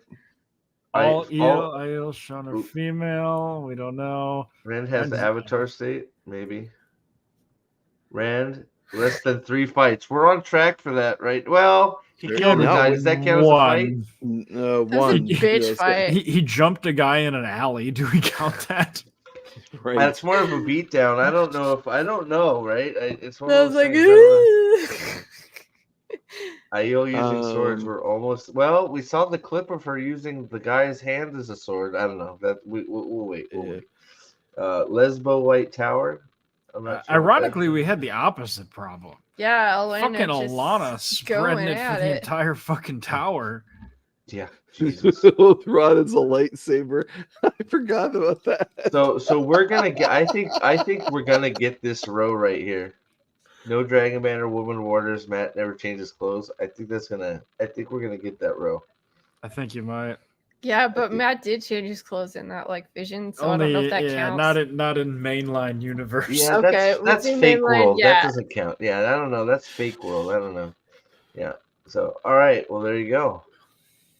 So close. I have to check mine. I made mine last year when we didn't have any information. Sweet. So I think I closed them all though. Hopefully they saved. Oops. Well, I guess we don't. They don't need to save. This was just for fun. At least I know I can get to them. Wait, it's gonna generate them every time. Shit. Well. We'll see. We'll just do it every time. We'll have to do it at the end. That's crazy. That is crazy. Nynaeve's test doesn't count. I think it counts. Why doesn't it count? It was over 40 minutes of the episode was involved Nynaeve's tests. Seriously. I know it was over. Oh. I know it was over half the episode because me and Rand were surprised when me and Ryan were surprised when at 20 minutes in the freaking credits for the show started, and I'm like, what the fuck? And it was 20 minutes in. Yeah, we're like, did we miss the cold open? No. If we can count Nynaeve's bath to cover for that one, for her 7 baths, then yeah. Yeah, it's true. Yeah, we're taking it. We're taking a few liberties on some stuff here, right? So what a fucking worthless scene that was with the bath. I'm just like, this is how you're starting off. That's how we started, right? That's how we start. We start the Great Hunt show. No word. Oh my god! You're gonna do 10 minutes of Rain is so much Lan more proactive than that. It's just unreal how pathetic storytelling is in this show. I just want to say though, real quick on a personal note, Alex, thank you. Well, everybody, thank you, but Alex especially, being my main man all day. I've gotten I think I've gotten close to 15 subs. So, and plus all the super chats and members and all that stuff. Thank you guys, everybody, and Alex and everybody. Thank you for being here, and I hope we keep it going, for everybody else. So, but I just want to say that quick. So there was a comment in there about Egwene pulling Nynaeve from the McDonald's arches. I think she was asleep. I don't think she was actually. No, she didn't do anything. No. Yeah. Wait, what happened there? No. What, pulling her out? Yeah. No, she didn't pull her out. She tried and she failed. So right. Yes, because Elaine informed her that this had been tried hundreds of times. Because Elaine is a master of tower history. And she knows everything because she's Hermione. The nuanced rituals of the tower history. Shit. Yet she brought her whole fucking wardrobe. And all her servants and her pillows and everything. Everything. How bad was it? I just got on the stream and will not be watching the show. Well, that's Cancer riddled with AIDS. Dude, worse than season 1. Mm-hmm. It's already. It's really and bad. David, Good for you, brother. Good night, Zax. Oh, take care, Zax. Thanks for joining us. Yeah, it's bad. David Webster episode featured 4 seconds of Rand total. Yeah, so first episode 4 seconds of Rand. Literally no scenes from the book, and the only thing that really happened was Moraine bought a piece of paper. This about sums it up for episode 1. Yeah, that she did not read. It's like she opened it once, but that was it, and it was just well. And I'm not certain that was the same thing because they showed her holding it still sealed either. Thanks, Adam. I don't know. I could grant it, but at the same time, I'm going to still say that they're stupid enough for her not to have read it yet. It is. It's extremely heartbreaking. It really is. Oh, it's heartbreaking, and we watch, like, I usually don't do react content, but we watch some just, there's nothing else to call them but chills, and the, the whole misconception that the essence of the character is in there. It's all just nonsense because, Rand al'Thor from the books, he loves railing those chicks, especially random chicks that he met in a city he's never been to, where he's supposed to be scared about blowing everybody up, right? Yeah. And say, and yes, it's sad that we won't get a live adaptation or probably an animated adaptation. And I'll just fall back to this every time though with that same thing is that we still have the theater of the mind, and with the books, and that in itself is more precious than anything that you can put on screen. It's like I love Peter Jackson's adaptation of Lord of the Rings, but I will never, ever, ever value that above the book itself. And any adaptation that can be done properly for Wheel of Time can't hold a candle to what Robert Jordan created. It just won't. Yep. Abenda, Elaine said the woman did a favor for her mother, but didn't her mother also live at the tower and forgot about extra furniture, or just thought they changed the rules after she left? Didn't Elaine also say she had to convince them to put her in the same wing as the novices or something like that? Yeah, that was weird. Yeah. Didn't she say that? Fuck. So she's getting preferential treatment getting into the tower? She was worried that they weren't going to put her in the same. Oh, okay. Uh-oh. Lyle, I'm giving up. I did 20 minutes and realized I would have to be so drunk as to give my liver failure, or be so high I would kill brain cells to actually watch that. May have been the worst TV ever made. I think you're probably right. Good night, Trip. Yep. Fufu, thank you as always. You're the best. You're the best. Oh my gosh. Yeah, it's pass out hardcore tonight. Oh, so am I. I got to get up and watch Ninja Turtles tomorrow. I'm excited. But why? Wow. I have a young child that wanted to see it, and I love him. Okay, so what you're gonna do is you're gonna that's called corrective action, TV and put on the 1990s one. Yeah. And just bleep out all the swears. So he's curious, right? He's curious to go. No, we'll watch the swears. We don't got to bleep out the swears. So we're probably what we're like gonna do. His dad. Yeah, I mean, come on. So yeah, I mean, come on. Look at me. Yeah. Swears like fuck, what the fuck, fuck, right? So what we're gonna do? We're gonna go watch it. I'm gonna get a nice big ass portion of fucking pork cheese fries from Movie Tavern with a big giant ass bucket of popcorn. I'm probably gonna watch my phone. Then we're gonna come home. We're gonna buy Shredder's Revenge DLC, and we're gonna play Shredder's Revenge. That's what we're gonna do. Dude, that's gonna be fun as shit. Fuck yeah, Shredder's Revenge is fun as fuck. That's gonna be good fun for that. That's a good father-son thing. There you go. Yeah, Shredder's Revenge is actually reminds me of the arcade game. I don't know if you played the arcade Ninja Turtles. It's actually really fun. But yeah, so yeah, if anybody wants to know about gay frumpy black April O'Neil, I'm gonna be. I want to know how she gets into this sewer. She probably can. Her fat ass won't fit down there. That's right. She's got a fat ass.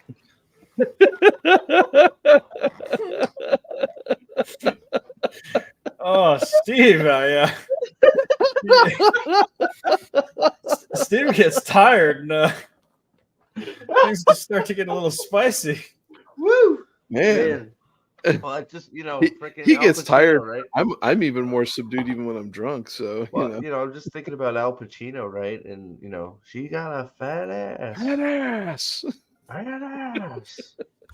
Oh wait, look what works now. Sleep well and wake everyone. Lots of love and FTS. Fuck this show. Oh, fuck this show. Sorry. Acronyms aren't working for my brain right now. Thanks, Trip. Man, 5 years. I almost said 5 months. Thank you so much. Oh, boy. Well, I didn't turn on the music. Oh, shit. Yeah, you didn't. It's okay. We've been talking over it. So, all right. Well, you know what, guys? I think it's time. 3 hours. Shit. Any parting words, Nate? Oh, God. Well, that's actually a proper thing. Oh, God, help us. Oh, God, help us. Yeah. God in heaven. Give us strength. Wow. May the Creator shelter you in His palm or something like that. Oh my. When Ingtar the Ingtar speech. Oh yeah. A loving embrace of the mother or something like that. What one thing's for certain, this show has no fucking redemption in it. That's for sure. No, it's DOA. No. Only parting words, just as another reminder, Sunday, I think we're actually doing 2:30 at Eastern. Yeah, 2:30 Eastern, we're going to do the Silmarillion stream. So if you need a palate cleanser, let's go read some good token Hell stuff. Yeah. We're going to, if you want to read along with us, we're going to do the first 2 parts of the Silmarillion, which is the Yeah, I want to say it. Aino Lindale and the Valaquenta. Yeah. Yes. So we're trying to make it so it's more like topical. But yeah, I have on my Twitter, I have the breakdown, and I'll post it with the video too. I'll probably be putting that up tomorrow because I finished the intro today. Yeah, this will easily be the shortest section we do by a long shot. But it's still it's going to be fun. It's Tolkien. It is a definite palate cleanser to the crap we just had to endure this evening. Yeah. And so I'm looking forward to. I'm listening to Martin Shaw's rendition of the audiobook while I'm reading, and that's cool. It's just nice. I fucking love Tolkien. It is really good.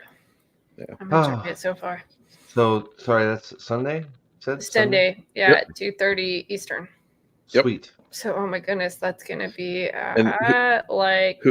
who else is it? Ty King, Feanor, and Otis. Ty King, Feanor, and Gadfly. Nice. Oh, Otis is Gadfly. Yeah, Otis is Gadfly. Yes. I did not know that. Okay, great. Awesome. No, it'll be a bunch of us, and we're all cool with that. So I'm all our little avatar names. Alex, any parting words, buddy? We made it. Walk in the light. I think he's zoned out, man. I don't know what to make of this genuinely.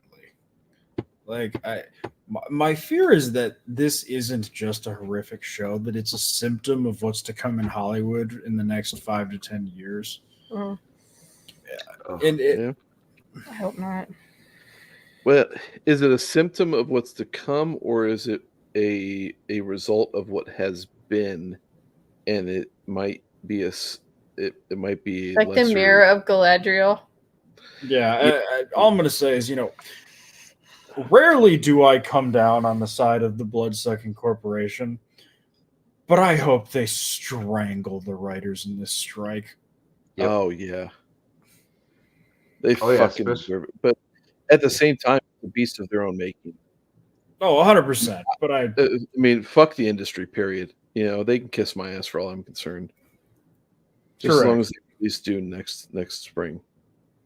Yep. Did they real quick, do they allow instant reviews on Amazon Prime now or no? Did they stop that? I don't know. I'm gonna check real quick. Just before we get out of here. Yes, Lyle, don't you worry, we'll watch it for you. Yeah. We've already decided to, so we got you covered. Seriously. Yeah, don't worry about it, dude. Yeah, you can watch us freaking lose our minds. And by the way, dude, 50% audience no, score. that's Wait, not. what? That's not Wheel of Time. Oh, that's rotten. Okay. Oh, damn. So just so that we're aware, it is 2:40 in the morning Eastern time, and we still have 42 people in chat. Yeah, you guys are awesome. Thank you so much, guys. Fucking amazing. Oh, they added some stuff they added Tomon Head, Aaron Damon, 2 Rivers. Thank God, extras. I'm not even gonna bother with that shit. I have like. So there's the review. There's no reviews. I can't. They've taken it off. 59% audience score, 80% tomato score. That's season 1. Oh, that's fine. Okay. Yeah, they don't have. Yeah, season 2 is at 80%. There's no new stuff.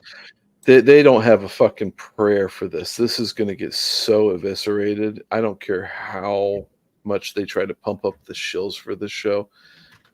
This is just going to get murdered. Yep, nothing right now. So I don't see any reviews, share, nothing like that. So nope, not yet. So we'll have to be a little patient, see what the reviews come rolling in at. Thank you all, Chris, Appenda, Mule, everybody that super chatted. You guys have been Vic. Thank you for being a member for 12 months. Mags, thank you again for the super chats. Mahalander, Yanan's been here. Salty, thank you for your super chat.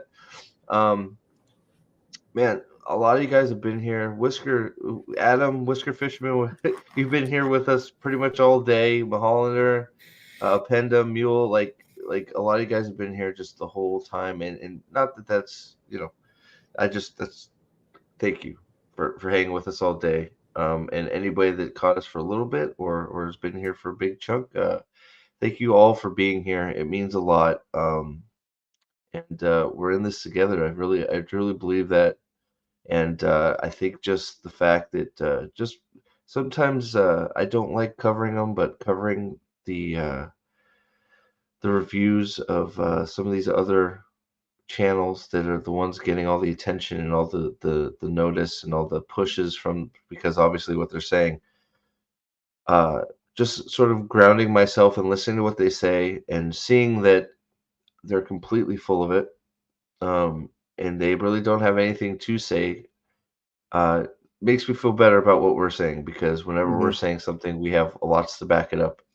And even though we get it wrong sometimes, most of the time, if we get it wrong, we admit it, and we try to be right, and we try to back up what we say with evidence and proof, right? So you guys are awesome. And go ahead, Nate. I just want to add one thing. As shit as this obviously is, chin up, folks. I mean, there could be worse things in life. I mean, this is the great thing about this is just an hour-long show for, at the most 1 hour a week. You know what I mean? And how much longer does it take us to read and really enjoy and absorb the books? There's just so much of a greater thing that it is to just sit there and separate yourself from the bullshit in the world and sit down and read a book. And it's just, 100%. I just want to encourage everybody with that. Go read Dresden. We're going to talk about Dresden on this channel. Oh, yeah. Dresden is fucking awesome. But I think this is a great comment to leave on. Mule, as a book reader, huge upgrade from season 1. Effects, Liandrin, sets, spirit, heart of the cards, spirit of the character. This was said by somebody that shall not be named. But thank you for being here, everybody. And thank you. Walk in the light. Keep tabs on all our channels, except for maybe Nathan. Nathan might not do it, but we're all going to have reviews and lots of content. Thank you so much. All hail the Lord Dragon, and we'll go out on some good old TLM. We'll see you guys next time. See you soon. Bye-bye. This stream is brought to you by... Have you ever been misunderstood? A puppy in a rage monster's body? Well, we here at Trollocs Lives Matter believe there is a human inside all of us, and they were effectively genetically engineered war tools. TLM, because even nightmare fuel needs love too, and maybe a hug.